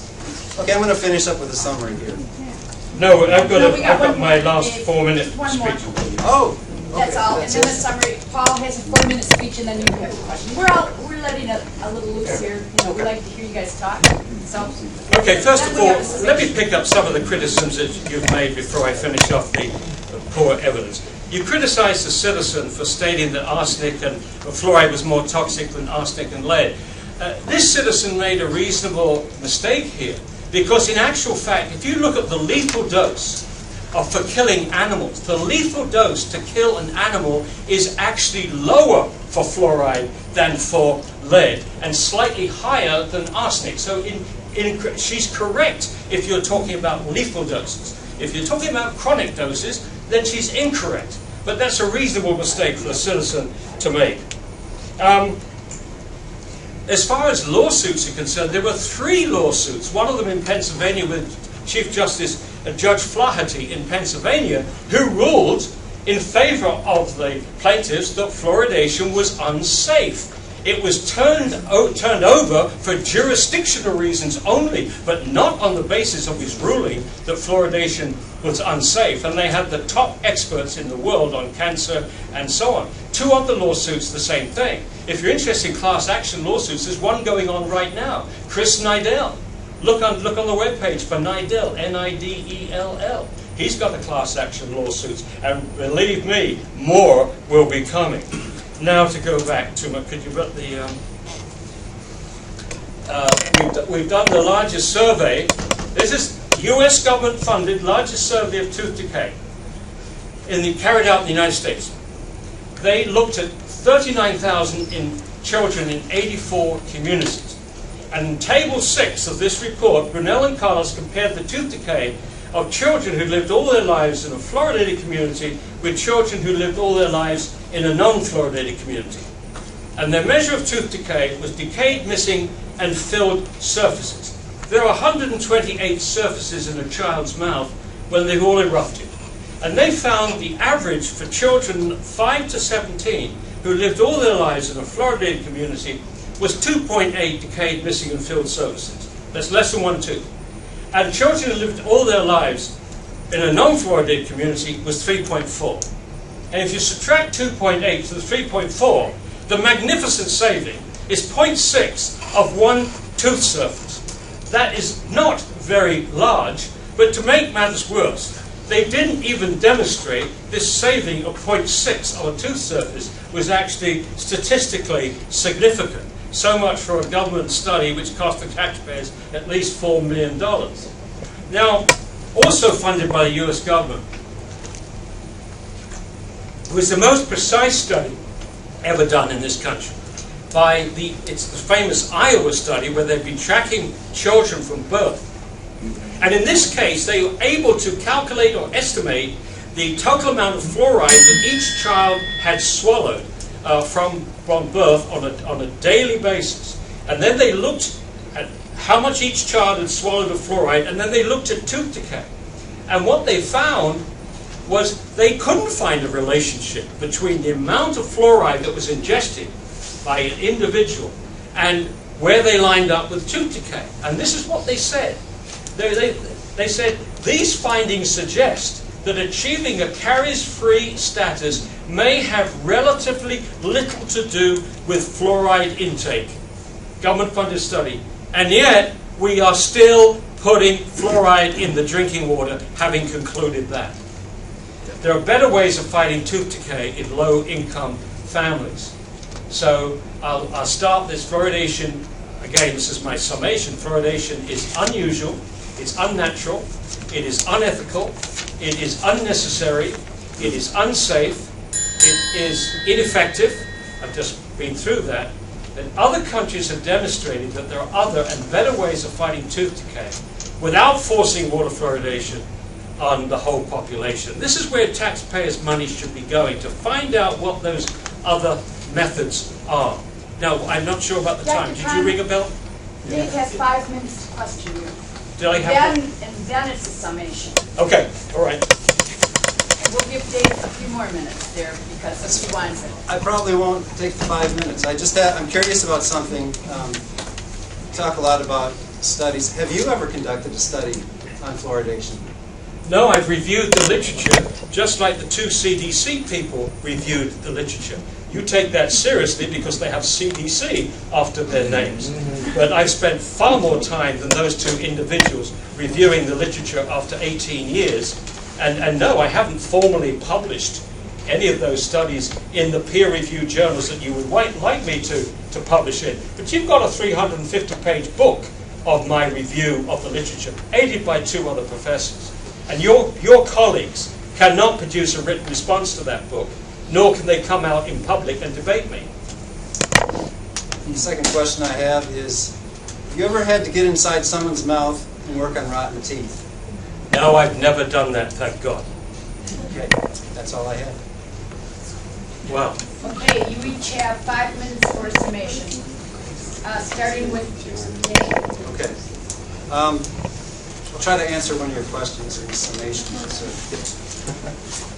Salem, Massachusetts in the 1620s, Germany in the late 1930s and early 40s, and Boyne City, Michigan in 2014 have something in common. All of these are examples of people against whom scare tactics and misinformation were used to frighten them into doing something that was ultimately harmful for them. Think about it. Salem, they said, witches are the cause of our misfortune. In Germany, they said, the impure races and the undesirables are the cause of our misfortune. And in a letter to the East Jordan City Council dated June 19, 2014, a local anti-fluoride activist called Fluoride the Smoking Gun, responsible for lower IQs, autism, hyperactivity, and other neurotoxic damage, including ADHD, memory loss, Alzheimer's, dementia, gastrointestinal distress, thyroid disease, arthritis, dental fluorosis, skeletal fluorosis, cardiovascular disease, and certain types of cancer, unquote. Fluoride is the cause of all our misfortune. And from an email to me dated August 7th, 2014 by the same person, quote, if you read The Fluoride Deception, you can learn all about these great people who were paid to brainwash the masses to drink toxic fluoride. Now, I think the citizens of Boyne City are intelligent enough and rational enough to see what's going on here. Very vocal, very small minority of people are trying to whip up a frenzy of hysteria by telling you that you are being forcibly medicated by your local government. And again, if there was even a grain of truth to that allegation, don't you think that the U.S. Supreme Court, and I still haven't heard him spin this, don't you think that the U.S. Supreme Court would have been all over it as an unconstitutional infringement? And again, 13 times this issue was brought before the Supreme Court, and 13 times they refused to even look at it because it's a joke. Now, I'm going to answer Dr. Conant's question. Of these 2 options, which do you think is more plausible? 1, that Dr. Conant is right, that water fluoridation is dangerous, it doesn't work, and is responsible for countless health ailments, despite the fact that 99.936% of healthcare and other professionals in this country don't take it seriously, and despite the fact that over 100 healthcare organizations worldwide, including the March of Dimes, whose sole purpose is the prevention of birth defects, endorses water fluoridation, and despite the fact that every time this issue sees a U.S. court, even on jurisdictional reasons, the anti-fluoride cases ultimately loses, and the Supreme Court won't even look at it because they don't think it's valid. And despite the fact that Dr. Conard is often accused of misrepresenting data, sometimes even by the scientists who have conducted the actual studies that he cites. And the other option, this is the other option that is possible, Dr. Conard is wrong. That he has taken 18 years to cherry pick through the 5,000 studies, a notion which is supported by the fact that Delta Dental Insurance Company, who has looked at exactly the same data that he has looked at, has decided that it is in their best interest to give away about $1 million a year in support of water fluoridation because they believe it's safe and effective, and because more people drink fluoridated water. The more they drink it, the less they'll have to pay out in claims. And is it really likely the guy who uses skewed logic, misquotations, and misrepresentation of data is right, and the following individuals and organizations are wrong? The World Health Organization. Haven't heard you say anything about that. The Center for Disease Control. The American Dental Association. The March of Dimes. The National Down Syndrome Congress. The National Down Syndrome Society. He's saying that he's smarter than Dr. C. Everett Koop, Surgeon General under President Ronald Reagan, who said, quote, fluoridation is the single most important commitment that a community can make to the oral health of its citizens. Dr. Conard says that he is smarter than Dr. David Satcher, Surgeon General under President Bill Clinton, smarter than Dr. Richard Cremona, Surgeon General under George W. Bush, the Michigan Department of Environmental Quality, the Michigan Department of Community Health, the Michigan State Medical Society, the Tennessee Department of Health, the Texas Department of State Health, the Canadian Dental Association, the Canadian Medical Association, the Child Welfare League of America, the Australian Dental Association, the American Dietetic Association, the American Osteopathic Association, the American Society for Clinical Nutrition, the National Head Start Association, the Robert Wood Johnson Foundation, the Delta Dental Insurance Company, the National Institute of Dental and Craniofacial Research. Is it likely that Dr. Conard's claims are correct and all these professional people and organizations are wrong? Community water fluoridation is also supported by the Oklahoma State Department of Health, Oral Health America, Oregon Medical Association, Pew Center for the States, Public Health Law Research at Temple University, the United Methodist Health Ministry Fund, the U.S. Task Force on Community Preventive Services, the Utah Health Department, Vermont, to name just a few. Well, as I expected, David has relied on endorsements. He hasn't quoted a single scientific paper to back his arguments up tonight. As far as endorsements are concerned, they're very dicey on this subject. In 1950, before any of the trials had been completed, including Grand Rapids, and before any significant medical study had been published, the U.S. Public Health Service endorsed fluoridation. Within the next 2 years, a whole flood of endorsements, the same that you are referring to, came into. It's a question of following my leader, in this case following the public purse, because a lot of these organizations are paid for, get huge grants from these organizations. So these endorsements don't mean very much unless these agencies can produce scientific studies, scientific reviews which stand up to scrutiny. For example, you've mentioned Delta Dental many, many times, but you haven't cited, for example, Delta Dental's analysis of the IQ studies, the brain studies, to show that they don't have to be worried about that. They haven't cited the evidence that fluoridation actually works. They haven't defended the various studies that I referred to. As far as everything, as far as you're concerned, hinges upon lawsuits, right? Okay, well, wait a moment. The largest law company in Canada is right now being used to sue Peel Region on the basis that fluoridation is forced medication. So we can all wait to see if that happens. Eventually, we will, I think, eventually find a court that has the guts to stand up to all the power and influence that your supporters have on your side. As far as this business about 99.36% of professionals disagree with me, about 98% of those, maybe 99%, haven't read anything on this issue. They're just going along with their professional bodies. If you go to the curricula of dental schools in this country, you find they only get one side of this story. And that story is that all the experts in the world, all those organizations that you referred to, endorse fluoridation. And all the people opposed to fluoridation, just like you, find the opponents are ridiculed. That's been the standard strategy, and that strategy is to keep people away from the literature. Our book My presentations are trying to get people to actually read the literature. You clearly have not read the literature. You are taking at face value from words from organizations that have been promoting this practice for years and years and years, like the American Dental Association, which also promotes the use of mercury fillings, amalgams in the teeth. And by the way, refused to allow those to be called silver. They call them silver fillings. They don't want anybody to know that 50% of those amalgams are mercury. So they've been defending that nonsense for years and years and years in the same organization. The same organization that tells dentists you don't need to be in charge, know the scientific literature to promote this practice, and if you don't do it, it's overt neglect of your professional responsibility. You mentioned the World Health Organization. Again, is it like the CDC, just a small group of the Oral Health Division of the World Health Organization, or is it the whole body? How many toxicologists were involved in the review? And did you know that the World Health Organization said, before you fluoridate, you should ascertain the total dose of fluoride that your citizens are getting right now? No community in the United States has taken the time to find out how much fluoride kids are getting right now before they begin fluoridation.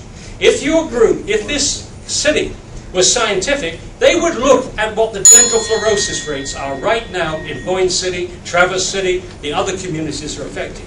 And if those dental fluorosis rates are over 15%, by definition of the promoters of fluoridation, Trenleydene and others, they are getting an adequate amount of fluoride, and adding to that, you will just get more dental fluorosis and nothing to do with dental decay. Tooth decay is a function of poverty. 80% of the dentists in this country do not treat children on Medicaid. That's a big problem. It's a function of poverty, and with poverty you get poor diet. With poverty you don't have enough money to pay for dentists. With poverty you have poor diet, you have not enough time often for the parents to teach their kids to brush their teeth. When those issues are addressed, as they have been in Scotland, they teach kids to brush their teeth in primary school. They make sure they get healthy snacks. They're involving the parents in both the dental hygiene and making sure they get better diets. And for 10 to 12-year-olds, they've increased the number of children, this is in poor communities like Glasgow, the number of children who are caries free from 42% to 73% in a very short time, and this is saving them money. And guess what? If you put your effort in less sugar, you not only fight tooth decay, but you fight obesity. So what we need in this country is education, not fluoridation.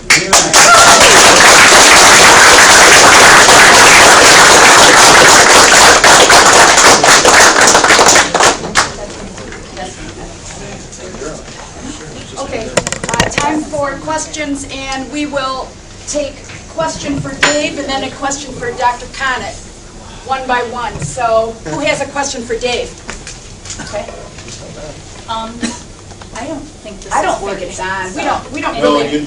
that's for the recording. We Oh, do need okay. it. Oh, It's not that's- on in the house. I We do see. need All it. right.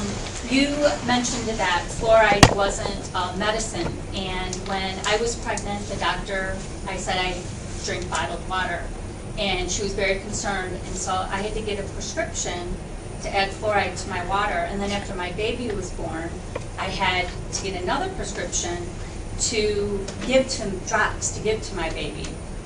This was before I was aware of the fluoride controversy. So I want to know what your take is on that. If you have to get a prescription to get fluoride, how it can't be a medicine.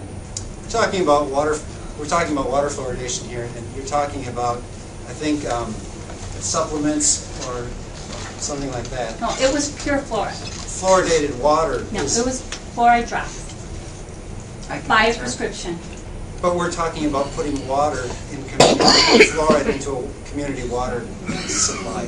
That's what we're talking about. You're talking about fluoride. Putting medicine into water. That's what fluoride into water. Fluoride into water. I don't see the difference between getting a prescription for fluoride to give to my child, and you saying that fluoride isn't a medicine that we're putting into the water. First of all, Because that's why I was, but he said that it wasn't medicine. I can answer your question. But he said that it wasn't medicine. And if I have to get a prescription, I understand the okay, question. I I don't know what it was that you were prescribed, and I don't know. It's fluoride. If she's on a well. What I'm saying is that I don't know what the concentration of what it was that you were prescribed. What goes into your... It was a prescription Well, was it medicine. 1 part per million of water? It was something that I couldn't just go and get because I had to get a prescription. I couldn't go into a store or a drugstore and get it. I had to get a prescription like Vicodin or whatever else is medicine. I understand that your doctor prescribed something for you. It wasn't fluoridated water that he prescribed to you. What he gave you was something of a much higher concentration. I don't know. I don't know what he gave you. Medicine We have somebody here. Perhaps we can get an answer over here. Maybe. She wants an answer answer. that? I would. She I wants an answer. object. Well, let's just hear from the speakers and the Okay, questioners. sorry. Then Yeah. All right, question for Dr. Khanna. right back Well, there. let me just add a little postscript to that. If you look at the back of a tube of toothpaste in the United States, it says drug facts. Drug facts. Right And over it there, says Ginny, real quick. only use the recommended amount, which is a pea-sized amount. And if you look at the pea-sized, I think there's an exhibition at the back here, a pea-sized amount of fluoridated toothpaste is 1/4 of a milligram. That's equivalent to 1 glass of water. And it says if you should accidentally swallow more than the recommended dose, get medical help or contact a poison control center. That's what I was going to equivalent ask. fluoride of 1 glass of water. And that's from the FDA. Just there was an overdose warning on there. Yeah. Just a little bottle like this. If consumed too much, contact poison control. And so, again, medicine. Okay, question for Dr. Khanna. I'm just really wondering if there's any other dental professionals here. I've been in the dental field for 30 years as a dental assistant.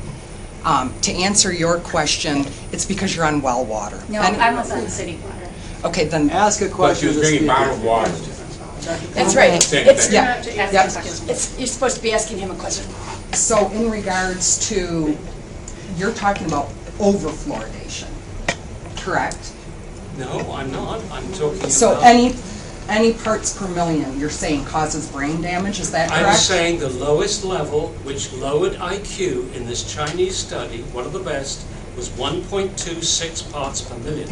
And I'm saying that that offers no adequate margin of safety to protect all our children drinking water at 1 part per million, or even 0.7 parts per million, because Dave can control the concentration, but he can't control the dose. So some kids in America are going to be drinking more water than those Chinese kids. And by the way, there were 2 differences in that Chinese study. Most of those Chinese children were not using fluoridated toothpaste. And most of those Chinese children were not being bottle-fed, they were being breastfed. So there's every reason to believe that American children are getting higher doses than the doses which caused a lowering of IQ in China. Most of the countries that you had up there on your fluoridation not to be fluoridated have health benefits for everybody. It's a country where they don't pay for health insurance. People come to those schools, give the children fluoride, give them toothbrushing instructions. They don't have as much, I'm trying to think how to put this. They get just as much fluoride there, but it's in the school systems. They're going in there, they're giving it to them there. They're not, To swallow? To well, swallow? not every day, Or, no. or to brush on their teeth? Both, I would assume. You assume. I would Well, why assume. don't you look at the Scottish program? Because their program is to teach kids how to brush their teeth That and get absolutely a would better help. diet. And if indeed it's because they are spending more money in these countries on dental care, then shouldn't we copy them? Shouldn't we put our money into education, not fluoridation? Every parent has that obligation to teach their child how to brush their teeth. Next Government question. could be helping, and the U.S. Dental Service could be helping. Do you disagree with me that 80% of dentists in this country refuse to treat children on Medicaid? I don't know the Okay, answer to that, sir, if it's check it out. 80% of Medicaid. Do you know? I disagree with the whole low-income thing. I grew up low-income. I grew up in the city of Boyne City. I don't know why somebody from the dental field is not here representing and helping this young man. I really feel like you have got so many great things to say. I appreciate you taking your time to come here, because everybody here just wants to hear the pros and cons. Absolutely. We don't And I want to agree hear with that. about And I who think wrote the David book or provides- who made the thing. It's just, we want to know what is good for our kids Yeah. and what is the best thing for them. I think David has provided a great service to us. I wish he could have done it without the constant flow of insults. Question for Dave.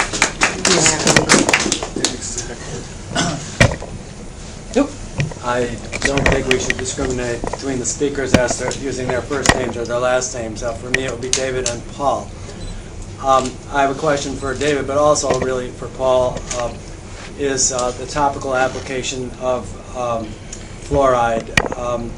To David, if someone uses fluoridated toothpaste, would that have the same effects, in your opinion, and accomplish the same good results as fluoridated water? And to Paul, I would ask, does he recommend fluoridated toothpaste?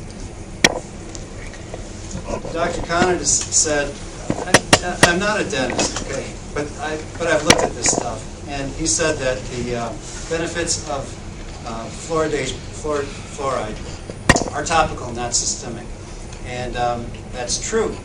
But what happens with fluoridated water is it gets into your saliva. So you always have fluoridated saliva. It creates a, I'm not a dentist, so this isn't correct terminology, but it creates a gunk. When a kid comes home and he, I don't know, eats a sandwich or something, he's not going to brush his teeth right after that. But there's a little bit of fluoride in there, and it provides a benefit for that. And this is just my understanding of it. I tried to learn as much about it as I could. He's quite right. It does seem to be a topical thing, but at the same time, water fluoridation does provide that topical treatment, or topical preventative treatment. To answer your question, if you gave me the choice between a country which had fluoridated water or a country that pushed fluoridated toothpaste, I would side with fluoridated toothpaste. Obviously, a more rational approach to the problem. Do I use fluoridated toothpaste? No, I haven't used fluoridated toothpaste for 18 years because I don't want to swallow any fluoride. I don't want any more fluoride in my body. I would look for other ways. Brushing your teeth is more important than brushing them with fluoridated toothpaste. Brush them, and I think I've been impressed with the data on xylitol. Xylitol is a natural sugar. It occurs in strawberries and pine bark. And what xylitol does, we produce about 15 grams of it in our own bodies. It prevents the bacteria that cause tooth decay from sticking to a surface. And that way they can't survive in the mouth. So it's a very gentle way of killing these things without doing harm to us. And right now they're experimenting in Wichita, Kansas, giving children xylitol mints from low-income schools. A xylitol mint in the morning, a xylitol mint in the afternoon. Obviously, there's no resistance from the kids from sucking these mints, and it seems to be fairly effective. These are the kind of things that we should be doing. I'm also concerned that the ADA actively opposes the use of dental assistants, like our friend here, from doing some basic treatment, especially in remote areas and low-income areas. They could alleviate a lot of the pressure on our system, but the ADA opposes it because they're trying to protect their dentist jobs and everything else, and income. Question for Dave.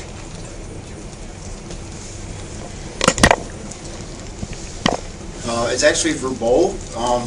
I have no experience I'm in the trades. But this is an interesting topic, and I think people of Boyne City should understand or know the difference in the fluorides. The fluoride's been said 1,000, 10,000 times today, but it's my understanding there's calcium fluoride that's natural in the water, and then there's sodium fluoride and other fluorides.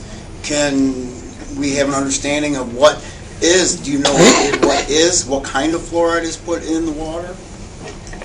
Yeah, I will answer that question, but I want to say something about xylitol.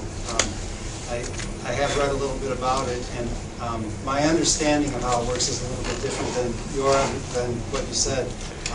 What I understand about xylitol is that it's a sugar that actually starves the bacteria. It doesn't cause it to slip off, which is, I think, what you said. It causes the bacteria to starve. So it's only as good as the next snack. So you get kids to eat xylitol gum, which is available everywhere. You can get it in this country. It's everywhere. Sugar-free gum is xylitol. But I was in Afghanistan. I was eating xylitol gum, so I guess I really haven't looked. So okay, I may be wrong about it. Maybe you can't get xylitol gum here. But anyway, my understanding of it is that it starves the bacteria. And in answer to your question, City of Boyne City used to put in fluorosilicic acid, which is, now they say 23.5, 23 point something percent. It's actually 19.8% fluoride. It's about a fifth fluoride. It's cut. They cut it before they give it to you, so it ends up being 19.8. But in answer to your, and then there's natural fluoride in the groundwater, calcium fluoride, and if Dr. Khan wants to weigh in on that also. Well, this allows me to answer one of the charges made against me about not knowing about hexafluorosilicic acid. For about 100 years, the phosphate fertilizer industry damaged the local vegetation near their plants, particularly in Polk County, Florida, crippled cattle for about 100 years. And what was crippling those cattle were two gases, hydrogen fluoride and silicon tetrafluoride. And eventually, they were forced to put wet scrubbers on, a spray of water. And that spray of water converts these two gases, hydrogen fluoride and silicon tetrafluoride, to hexafluorosilicic acid, which is what they use here. Now, the interesting thing is that they can't dump that into the sea by international law. They can't dump it locally because it's far too concentrated.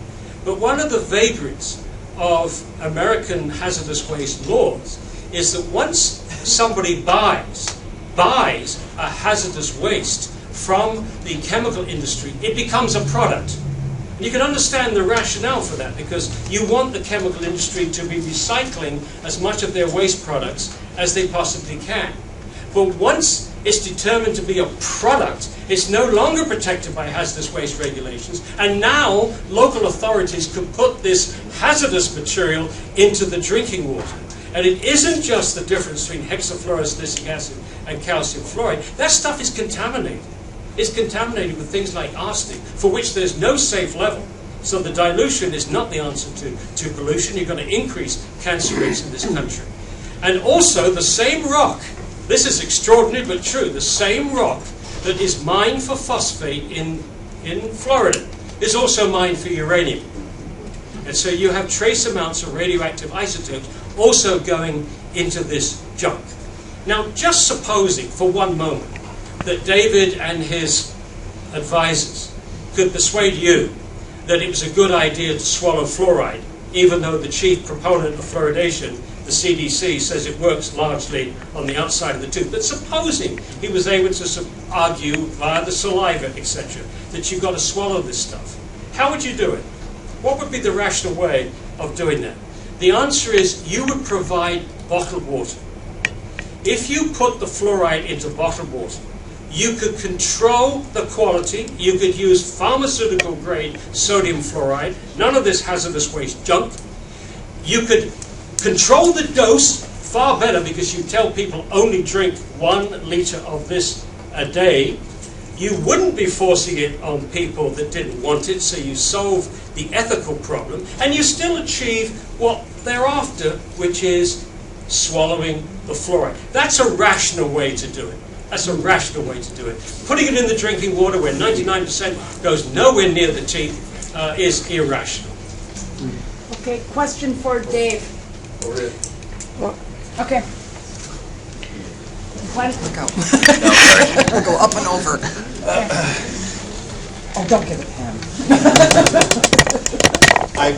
I want to commend Dave for coming today. I think it's awesome. Yes. It's funny that his name is David, because what we've got is David and Goliath here, just so happens I'm on Goliath's side.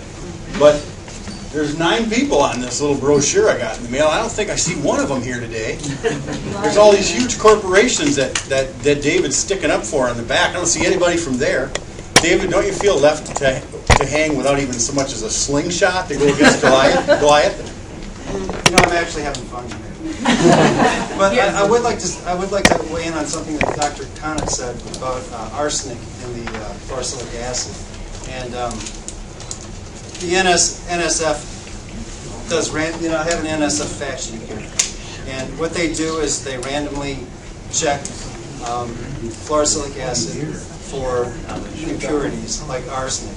Dr. Conant said, calcium fluoride is safe, doesn't have arsenic in it. Well, there's arsenic in the groundwater. Arsenic is a natural thing. It leaches into, and what community water surfaces do is they check all the time. They check for arsenic in your drinking water, and if your arsenic is higher than 0.01 parts per million, which is 10 parts per billion, you got to get another well. Something you're getting it from the groundwater. And actually, the NSF standard for arsenic in fluorosilicic acid is actually 10 times stricter than the EPA standard, which is 10 parts per billion. The NSF standard is 1 part per billion.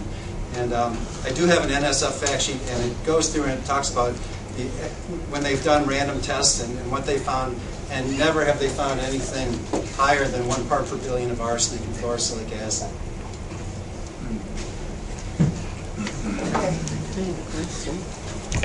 I have a question, rather a comment. You said that, Doctor, you said that it is a topical fluoride. It works topically better than systemic. That's what the CDC says. Okay.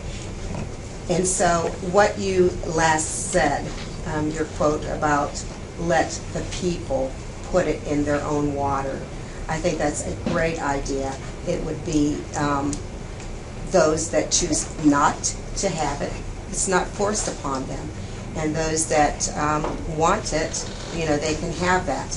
Also, in the schools, I don't know if there is a government-funded program out there, or if there could be, because I know when my grandson was little, they used to have this fluoride cup that they would take in school every day. And yes, they did over at East Jordan, and he was in 2nd grade. So maybe there's something like that that's out there for those parents that want to have that. Another thing I would like to address is if this is a topical and the systemic. I read, and whether it's true or not, that babies' bones, they're soft and they absorb more, that this fluoride, that it goes into the bones of the child.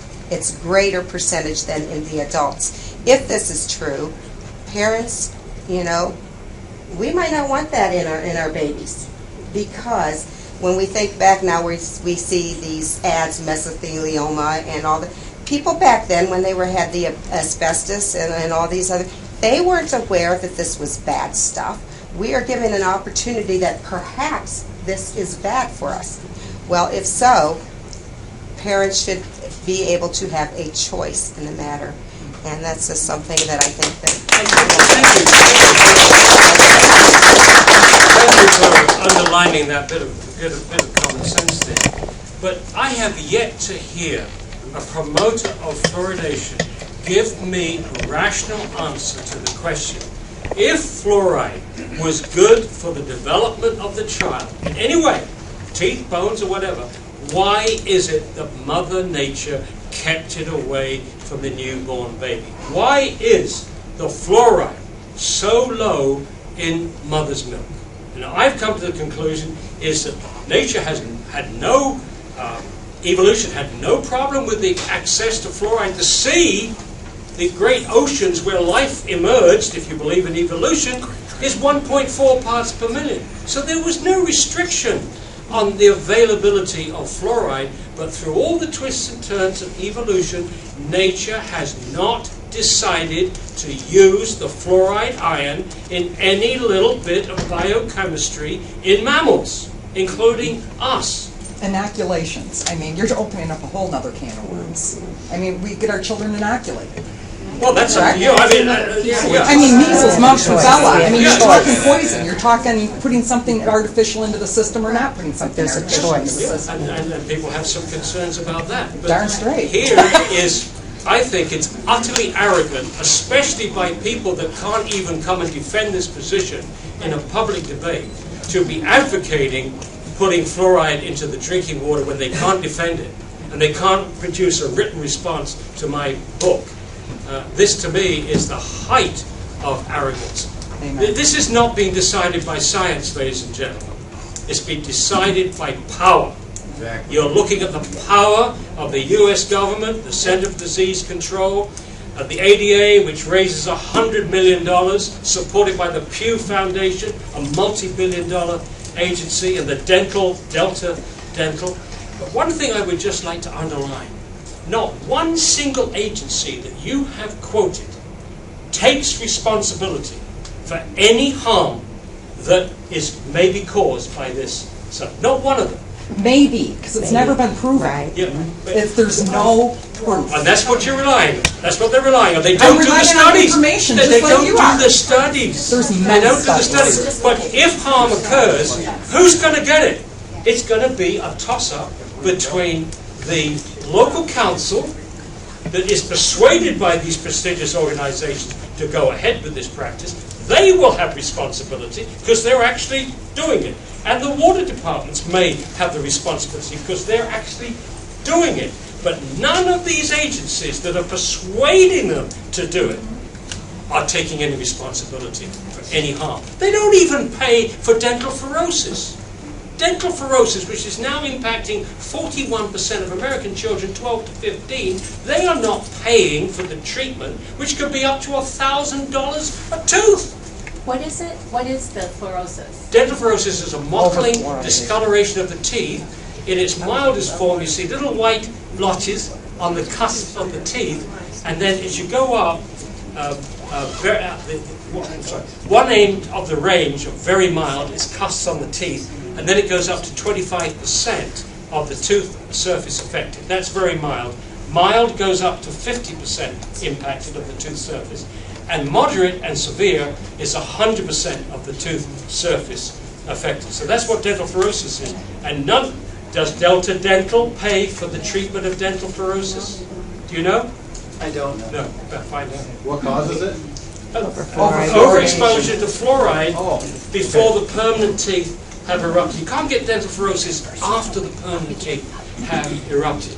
Okay? Okay, I wasn't sure the cause there. Yeah, but it isn't just water fluoridation. The problem today is that kids are getting fluoride from many other sources. You're getting it from water, you're going to get it from the multiplier effect of beverages made in fluoridated communities, you're getting it from pesticide residues, fertilizer residues, dental products, mouthwashes. There's a whole bunch of causes for dental fluoride, but all fluoride, but many sources.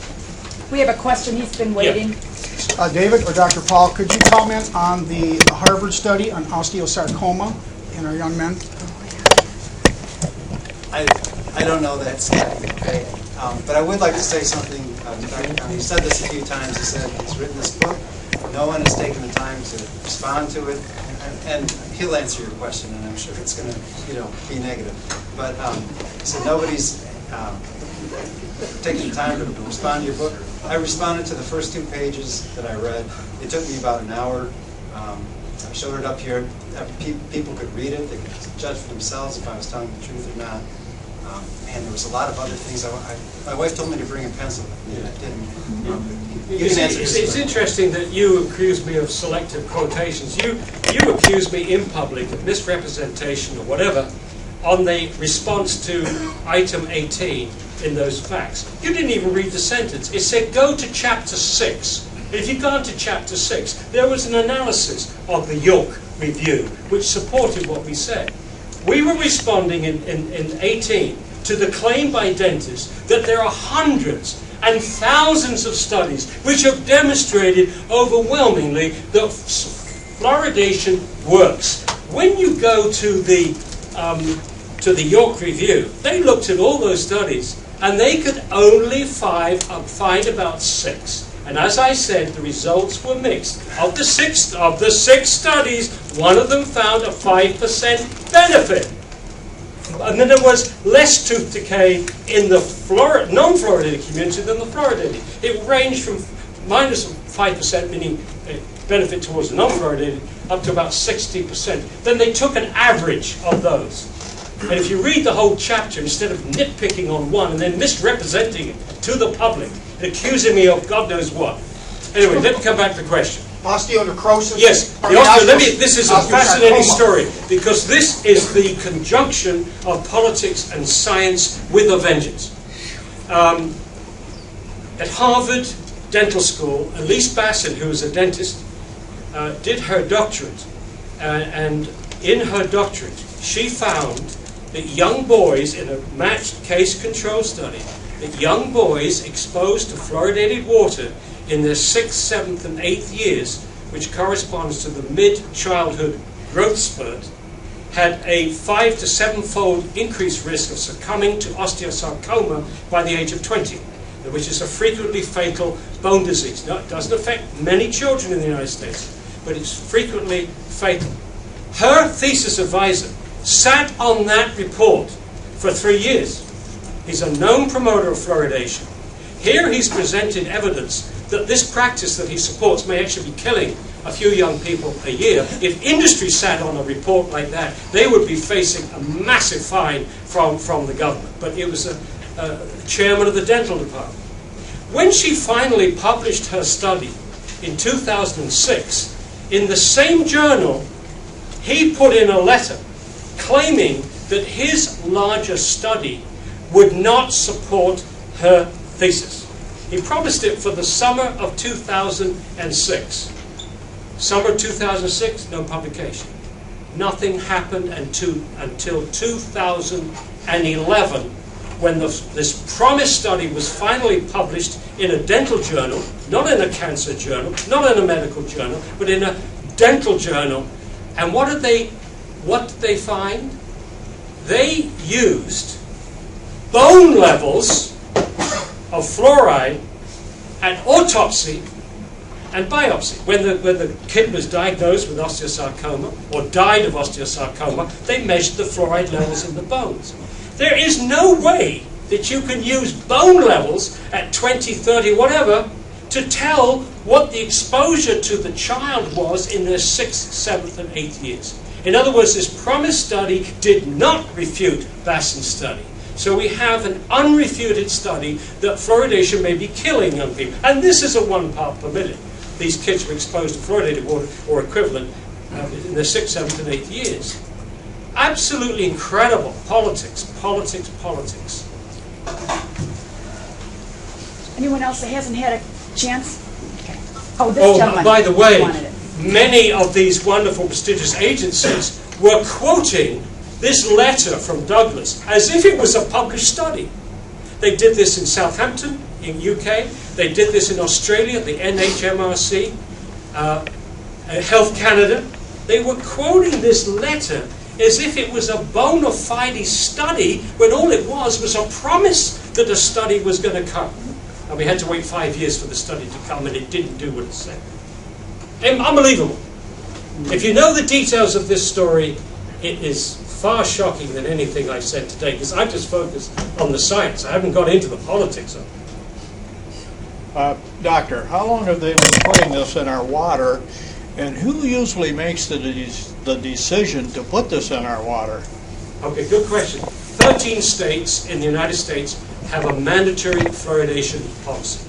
Places like Michigan, Illinois, California, Georgia, I can't remember, Connecticut, they all have mandatory. So that's determined by the state. The state says if you're above 5,000 or 10,000, whatever attachments, they usually have a little preamble like that. You have to fluoridate. Ireland has mandatory fluoridation. Israel has had mandatory fluoridation. They just dropped it. Israel has ended fluoridation. And Ireland may be next. But for most of the United States, it is a local decision. It's the local community, like Boyne City, Traverse City. this decision will go into their hands. I'd like to answer your question also. 60 years is the answer that you were asking. 60 years they've been putting it in your water, and the EPA is ultimately responsible for the regulation of fluoride. It's ultimately responsible for the fluoridation program. Now, Dr. Conant has said that's incorrect. And it's incorrect. Now, in Michigan, the Michigan Safe Drinking Water Act has primacy over the federal Safe Drinking Water Act. And you've also said that in the Safe Drinking Water Act, fluoride is referred to as a contaminant. Well, Michigan is much more specific. The Michigan Safe Water Drinking Act is much more specific. It's referred to as an additive. Now, who's responsible is the regulatory agency in Michigan is the Department of Environmental Quality. And the EPA is a tier up from them. But in Michigan, the DEQ is the regulatory agency. Dave, I'm afraid you're wrong. In 1986, the EPA lost control over regulating additives. All the EPA can do is to regulate contaminants. You can look it up. Now, of course, it's very much related, because if the EPA was to do an honest job, if they were to do an honest risk assessment, a standard risk assessment on using fluoride's ability to lower IQ, if they were to take that data and do a standard risk assessment, obviously the MCLG, the maximum contaminant level goal, would have to set at 0. It would be very, very low. And if they did that, it would end fluoridation. So in a way, the EPA has an influence over the water fluoridation program. If they regulate fluoride as a contaminant, which they're required to do, if they do an honest job with that, it will end the water fluoridation program. But as they made clear on January the 7th, 2011, at a press conference, the EPA made it clear that they were going to determine a new MCLG, as suggested by the National Research Council in 2006, but they were interested in protecting children's teeth. In other words, they were doing something illegitimate. They are not supposed to allow a perceived benefit to interfere with establishing a safe level of fluoride in the drinking water. That's their mission. So they shouldn't have had any joint press conference with the Department of Health and Human Services. But again, that underlines the politics going on here. In answer to your question, though, in Michigan it's the DEQ. Okay. Thank you. My name is John McClory, and I'm a voting Boyne City resident. I had to leave for a minute, and you may have covered this, but in my preparation for this upcoming vote, I read that the ADA has recommended that baby formula not be mixed with fluoridated water. And if I recall, that recommendation came out in 2006. Is that correct? Yeah, it's absolutely correct. And there were two reasons for that. It came in the same year that the National Research Council produced its report in 2006. They didn't look at fluoridation per se. They looked at the toxicity of fluoride in drinking water. And their job was to review the EPA's standards. But as you saw earlier on, I showed you the figure which showed that bottle-fed babies were exceeding the safe reference dose. So that was one factor. And the other factor was that dentists, the Iowa people, Stephen Levy, had found that the first year of exposure to fluoride was the most sensitive year as far as developing dental fluorosis. So the EPA, the ADA, American Dental Association. Yeah, the American Dental Association sent out an e-gram to all its members saying, if you have to recommend to parents about bottle feeding, then you should use low fluoride or no fluoride in the water to make up the baby formula. This sent shockwaves around the country. If fluoridation was not safe for babies, then we shouldn't fluoridate. And so this never, the ADA never took it that step forward and started to advise the public. This e-gram was sent to dentists, and I can't help feeling that what they were doing was protecting their rear end from liabilities so that they could say that they had this recommendation out there. But when we have tried to use, this is fascinating, when we have tried, the Fluoride Action Network, to use the same language in that e-gram to get warnings on water bills, and the first place we tried this is in New Hampshire. Guess who opposed it? The local dental association. Opposed the same language that the ADA had circulated. So if you work backwards, I don't know the reasons for this, and this is the most difficult question to ask, is why? Why are people so adamant to keep this irrational process going, which may have many dangers, and even the promoters recognize that it works topically? Why are you forcing it on people that don't want it, expressly said that they don't want it? So you're struggling to find rational answers to irrational behavior. But for me, everything I see says they're working backwards. They're working backwards to protect this practice. They are more interested in protecting this practice than protecting the health of the American people.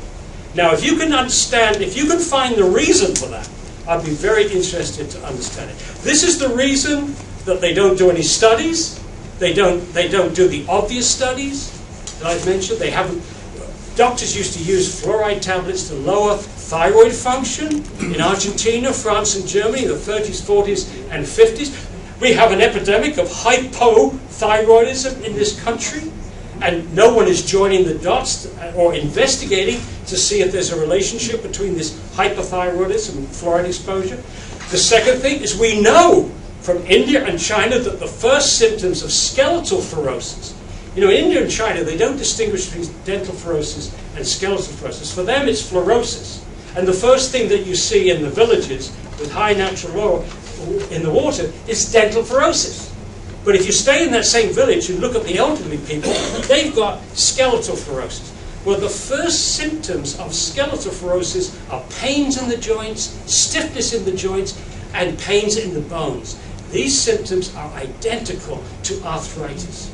There's a massive increase in arthritis in this country, and again, nobody is checking to see if there's a relationship between how long you've lived in a fluoridated community and arthritis rates. Nobody. And another thing which is not happening, you would think that when anybody was killed, when anybody had an accident and they had to have bones replaced, they would be monitoring the levels of fluoride in our bones so that we would know what the bone levels would be after living for 10 years, 20 years, 30 years, 40 years, 50 years, 60, 70, now even 80 years. What are the bone levels looking like, and how do they compare with the bone levels of people, workers, and citizens in India and China who have had their bones damaged by fluoride? These are obvious things. They're really basic things. And then when you get this gift that there's a biomarker of fluoride exposure for kids before their permanent teeth have erupted, the severity of dental fluorosis tells you how much fluoride they've been exposed to. See, we've got millions of kids in the United States who have no dental fluorosis, millions that have very mild, millions that have mild, millions that have moderate, maybe not millions that have severe, that's more rare. But as the severity increases, you know that the kid has been exposed to more fluoride. So why aren't we using that simple, obvious technique and applying that to study of children's IQ, onset of puberty, bone fractures, thyroid function? We could be looking at anything you like about a child's development to see how fluoride is affecting. What have we done? Nothing. Nothing. I'd like to say something about a couple of things. And then the gentleman that has the pro-fluoride, can you read what the 9 doctors and dentists said about using the water, tap water, to make up baby formula? Okay, wait a minute. Let Dave respond first. To my question, yes. I forgot what your question was. My question was, My question was to confirm my understanding that the American Dental Association in 2006 issued a directive to the dentists to instruct not to use fluoride, water with fluoride in reconstituting baby formula. Yeah, okay. I can't answer that question. Okay? Thank you. But I would like to say some things about what Dr. Conant said. And he's talking a lot about dental fluorosis. And that is exactly why I showed you pictures of tooth decay, because that's the choice. Dental fluorosis, it's all conjecture. There has never been, it's a cosmetic. There has never been any proof that dental fluorosis is harmful. It's nothing more than a cosmetic. I've never seen anything, even by him, of proof that it's all, what he says is that, well, it's doing something to your teeth, it must be doing something to the rest of your body. That's the conjecture that he's saying. The other choice is tooth decay, which we know is definitely a health issue. Now, he mentioned the villages in India. Dr. Conant, would you honestly tell us what the fluoride levels are in those villages in India and China? They have found cases of skeletal fluorosis at as low as 1.2 parts per million, but typically over 2, 3, or 4 parts per million. Isn't 9 or 10, 8, 9, That's 10 not parts typical. per It's not typical. It can go as high as that. But again, it's dose, and it's a daily dose. It's accumulating in our bones. It just goes up. The more time that you spend in a fluoridated community, the more fluoride that's going to accumulate in your bones. Approximately 40 or 50% of the fluoride that you take in each day is excreted by the kidney, thank goodness. The other 50% or so accumulates in the bones, and that's what we're concerned about. And to go back to another issue, in China, in these areas of endemic fluorosis, they've examined the fetuses of aborted fetuses, and they found bone damage in the aborted fetuses and brain damage in the aborted fetuses. And it just might be in these Chinese IQ studies that the critical thing is the exposure in the womb with the unborn child that may be the biggest concern here. Sure, yeah. This is for both of you guys. David primarily. Tell you a little bit about myself. My name is Mike. I work on video games for a living. Came here knowing nothing about fluorination with water. It's definitely been a learning experience. It seems to me that the cons outweigh the pros. I've seen one pro regarding fluorination, which is dental health. Can you tell me anything about the cons? Besides maybe the cons are tooth decay. That's why I showed you those pictures. Okay. It seems like there are more than just that with fluorinating your water. Oh, what are you asking? What are the cons? Yeah, exactly. Like, do you think the cons for fluorinating your water outweigh the pros? All we know for sure, all science has ever shown us, despite what he says, all we know for sure is that there is a relationship between fluoridated water and fluorosis. That's the only con. Fluorosis is a cosmetic. There's never been any proof that it's anything more than that. He will say, he always says, it's damaging your teeth, it must be damaging your liver, it must be damaging your pineal gland, it's doing all this stuff. It's never been proven as it's a cosmetic. Tooth decay is real. That's the answer to your question, I think. This is tremendous reliance on the argument that the only thing that's valid is done at 1 part per million, the level that we fluoridate. But that's not the way that toxicologists go. It's the dose that causes harm. And let's make it absolutely clear. I'm going to make a categorical statement and see if you're going to agree with me. What the National Research Council reported in 2006 is a large number of endpoints. And I have argued that there's no adequate margin of safety from many of those endpoints and the exposure, the daily exposure that many Americans are getting. There's no adequate margin of safety. But there is no question that fluoride damages health.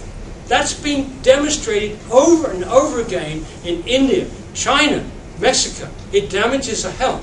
And so the real issue, the real question should be, is there an adequate margin of safety between the doses which have caused harm and documented in the National Research Council report and the doses that some people are going to get in the fluoridated community? Now, interesting enough, I sent that question to all those agencies that endorse fluoridation. I said, by now you must have had your experts read the National Research Council report. This is in 2006. I said, is it your professional judgment? Well, first of all, have you written anything on this? And is it your professional judgment, President of Schmuckety Schmuck, is it your professional judgment that there's an adequate margin of safety between all the endpoints that the NRC reported to protect all American people? I didn't get, I think I got 6 replies out of 50 or so letters, and those 6 replies just repeated the mantra that we support fluoridation is safe and effective, safe and effective, safe and effective. I didn't get one scientific response to that question from all these prestigious bodies that rubber stamp fluoridation. And that's what it all amounts to. It's a rubber stamp with more about politics than about science. Okay, we've got a question right here, and we'll try to move the mic around on this side. I'm Carol McGinty, Boyne City. I'm a retired teacher of 36 years from downstate, moved up here about 10 years ago. A couple of things. Number one, I applaud you for the courage to do what you're doing, but I would also reiterate, stop the negative finger pointing and come up with more of the positive facts. Debate, I thought, was becoming a dinosaur. I am so elated to see that something like this still exists, quite honestly, because I think I am a person for truth. Get it out there. Let the people know what it is that they are voting on before they make a decision, so it isn't done blindly. Since I've retired, I've become very involved in understanding what's going on politically, nationally, statewide, local, and whatever. People have not necessarily accepted what I've said, but I don't often say it unless I know I'm giving you the truth, and the rest of it's up to you. But I really feel, number one, this fluoride, it really ticks me off. Really ticks me off, because so often you just see fluoride. Oh, it occurs naturally. It's not all natural in this water. And I know it's not in right now. It comes from, the fertilizer company byproduct. Okay, byproducts are sometimes good, but people are easily duped. You're busy with your lives, but you're being overwhelmed and bombarded by so much that's going on in every single realm of your life. It's impossible for you to be aware of absolutely every single phase of your life. And unfortunately, shame on us. You know, we thought the government was going to be working in our best favor. We thought the medical profession was going to be in our best favor. We thought all of these groups were going to be doing things for us and being honest. What's your question? Oh, I'm not there yet. Okay? I have a bullet pulpit, okay? But I will tell you, you've got to do your research. You've got to do your research. And one of the things that I came across, and I want to tell you, other than the book and doing your research, I had some questions, which of course I'm not going to ask. But this is a 44-page, I ran it off, and it is NSF, the National Sanitation Foundation Sham Agency, that, as Dr. Conant had said, in 1985, the EPA sent its experts, okay, and what they did was they allowed the NSF to have the standards for all chemicals used to treat water and products coming into contact with drinking water. Okay, and from the beginning, the EPA gave NSF money. It's all about money and power. Okay, so look this up.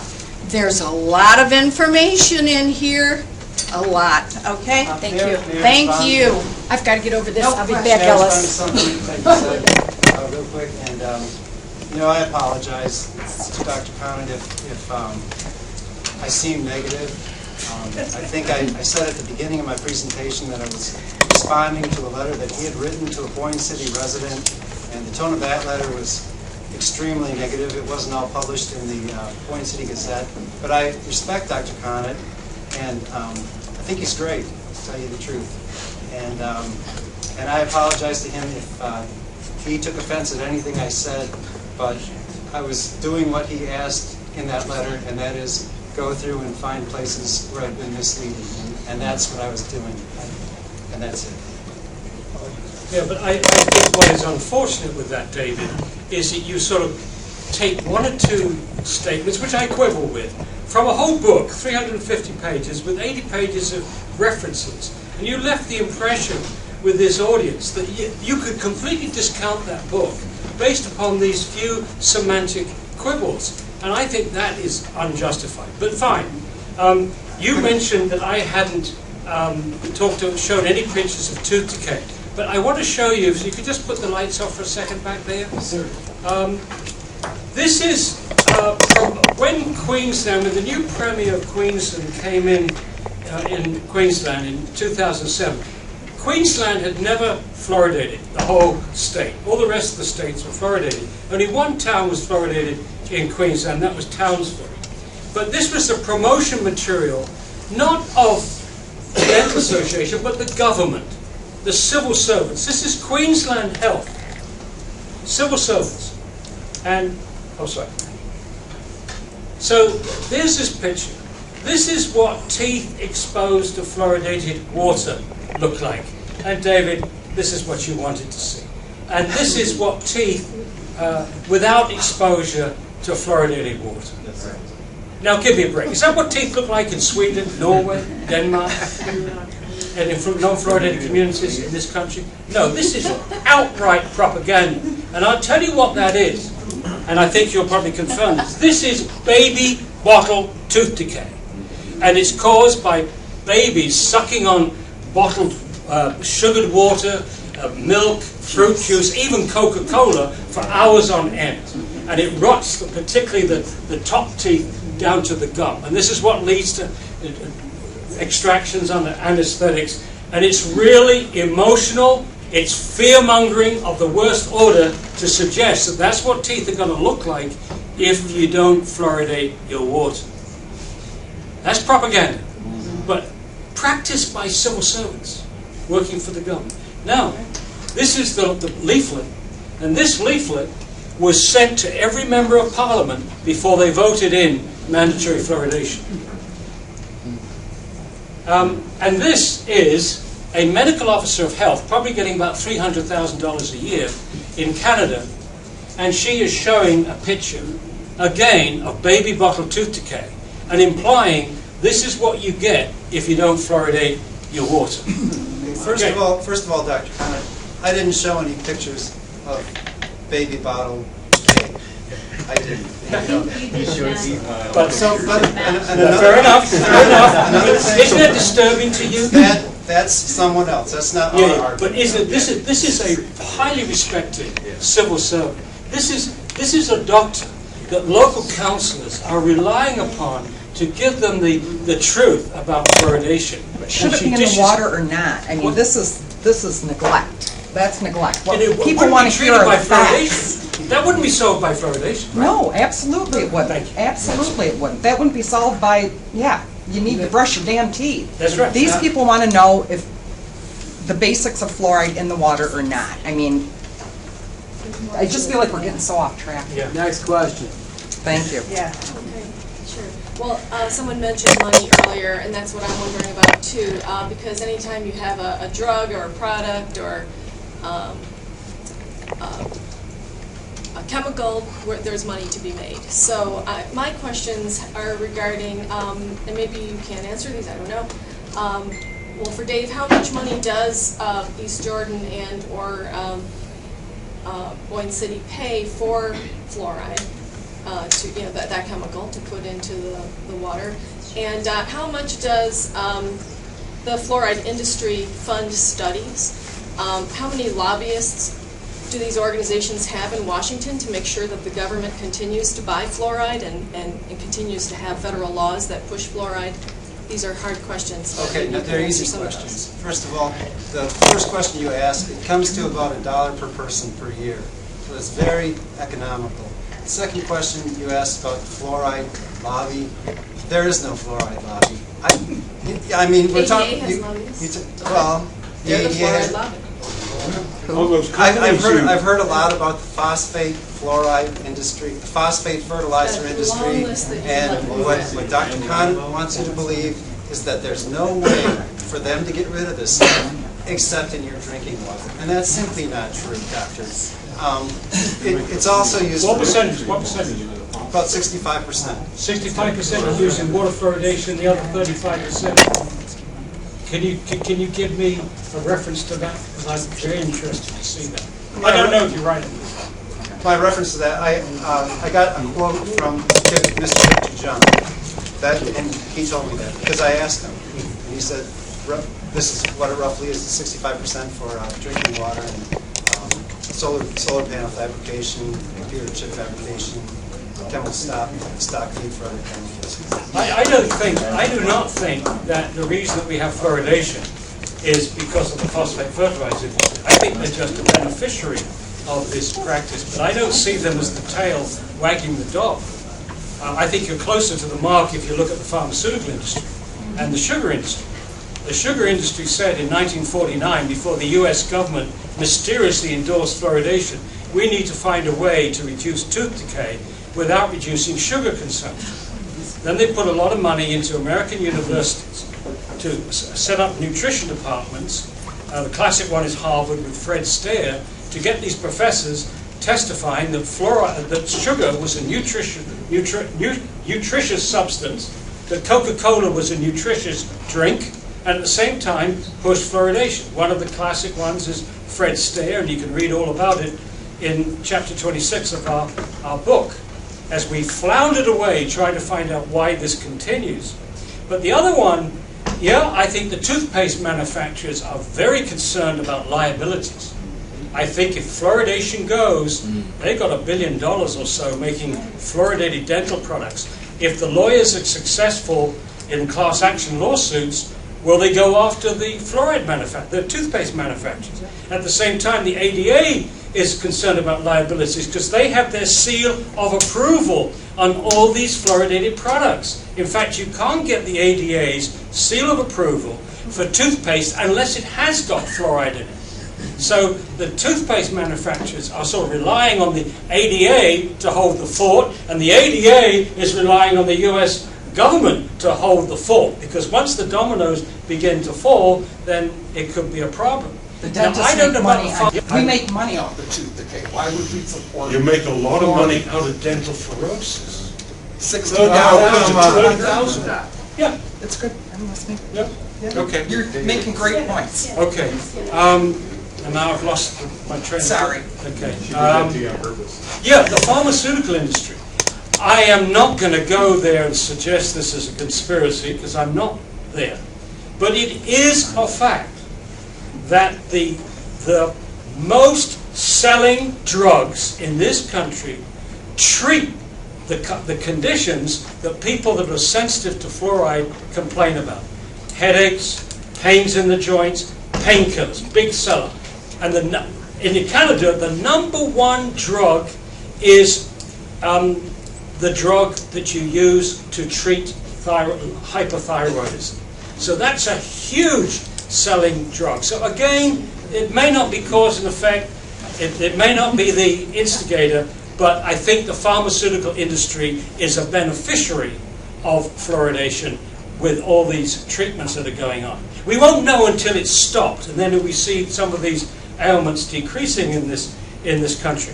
But as far as lobbyists is concerned, the ADA raises $100 million a year. They maintain a staff in Washington, 20 people lobbying in Washington.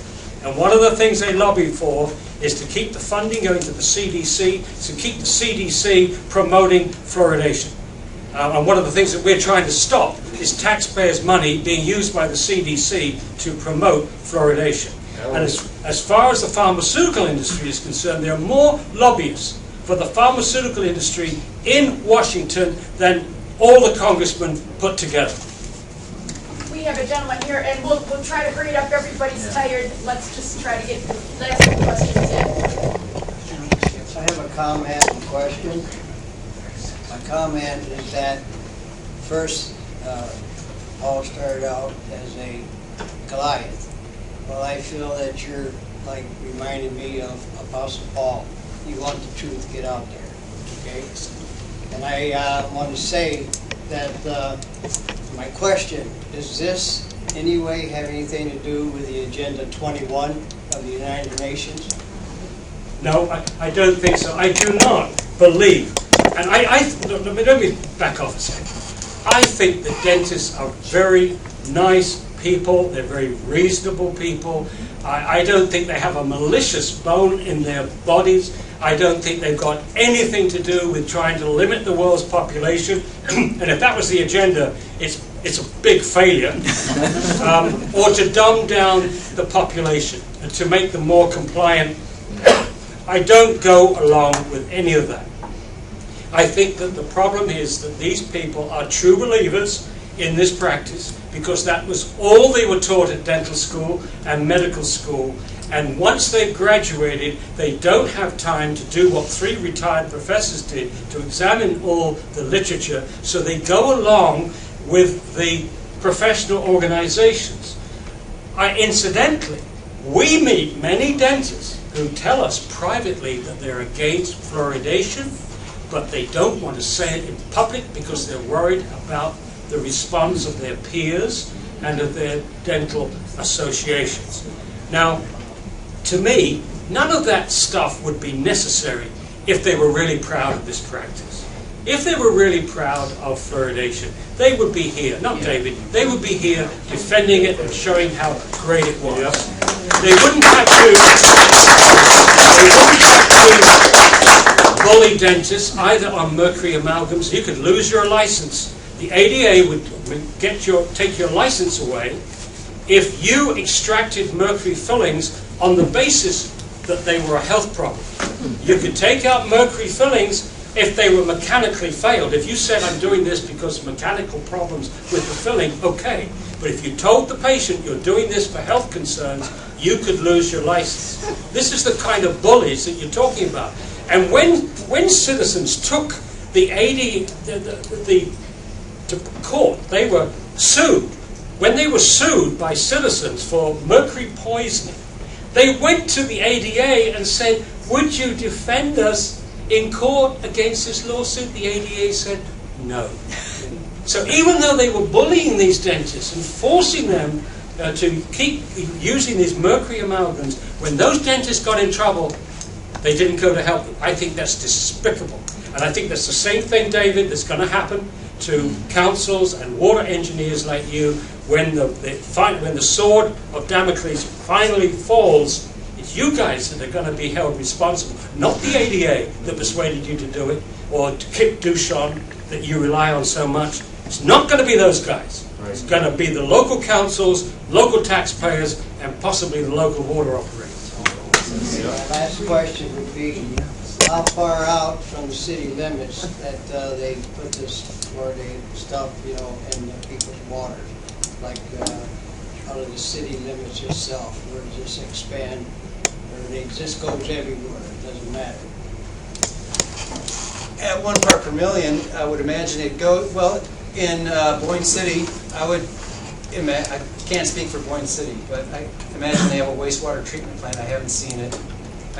All wastewater goes there. It's in the environment. I think, I can't speak for Boyne City, but in East Jordan, the natural fluoride level is below 0.2 parts per million. It's very, very minute.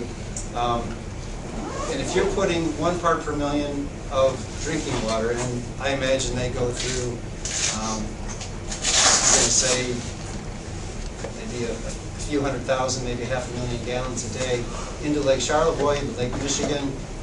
It's like putting a drop in a bucket. It's very minute. I doubt that it would, if somebody were to do fluoride studies now and 100 years from now, I doubt that it would be raised by what's being put in the water, very minute amount. Well, I understand that in the city, you have no choice, but when you're out of the city limits, like in the country-wise, you have a little more control of people putting stuff in your well without you knowing. I don't think anything would get in your aquifer from the city.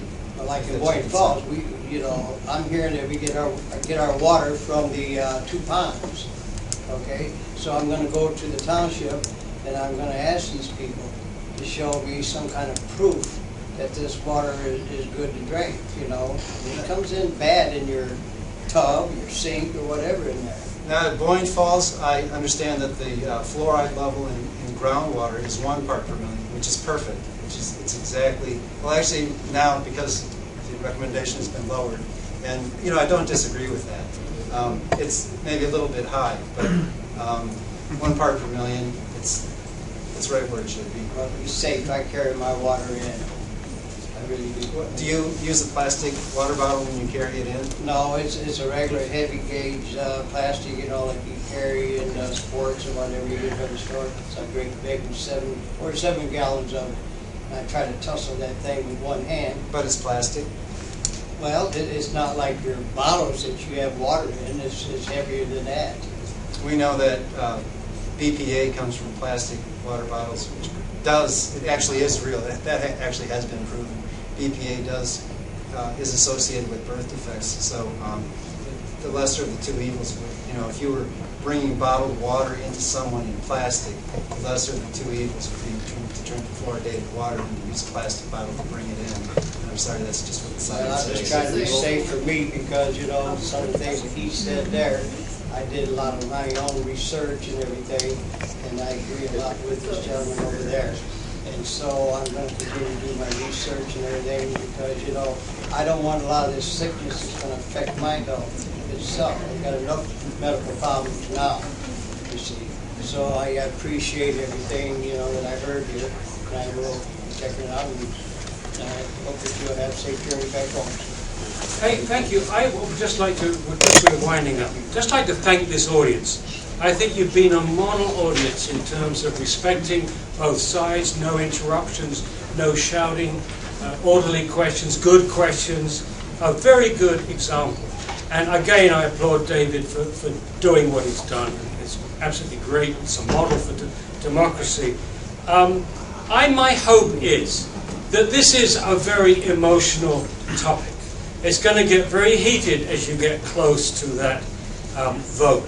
But you've also got a beautiful community here, and you don't want to rip that community apart. So don't make it personal.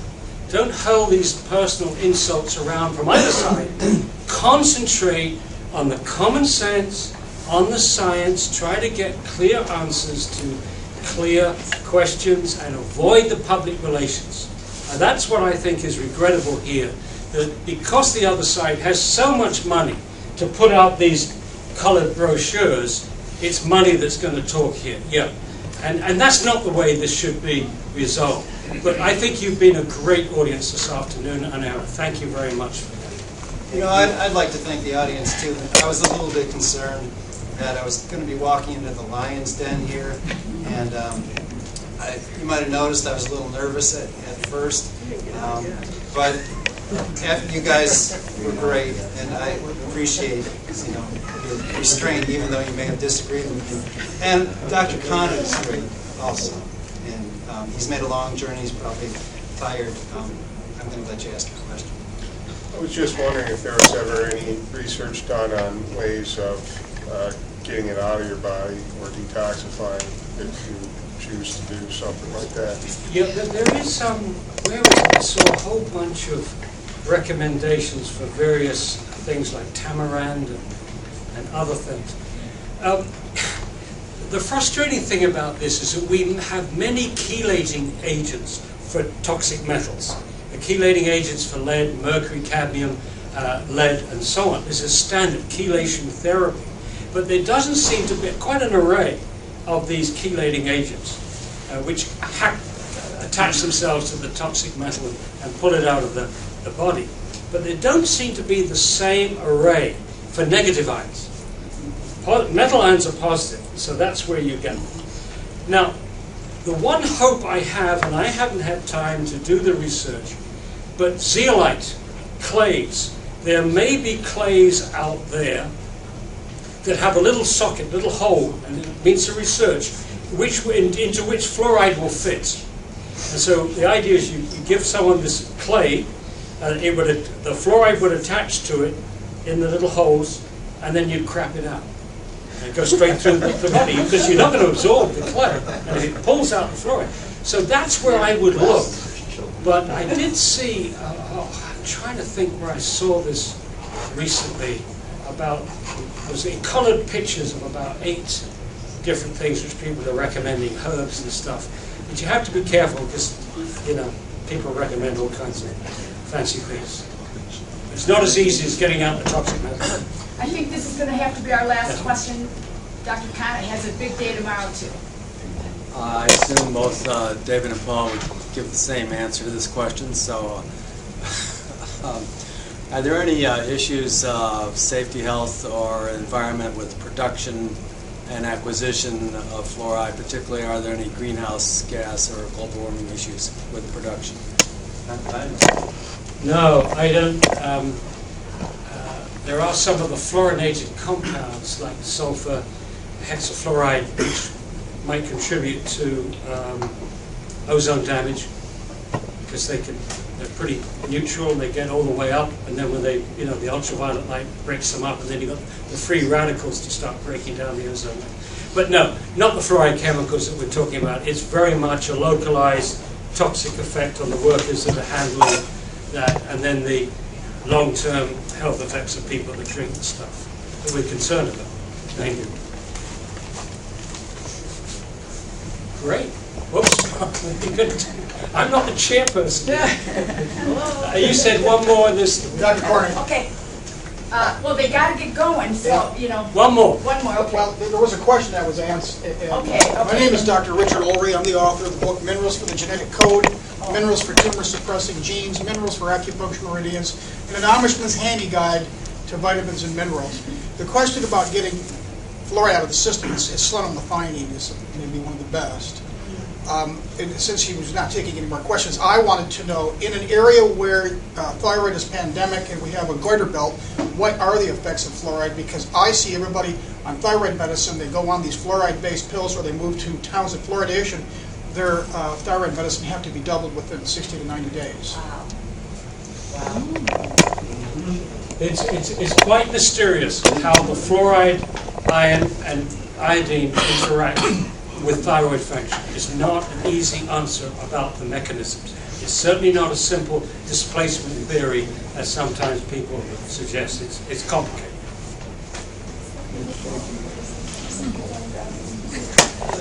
Okay.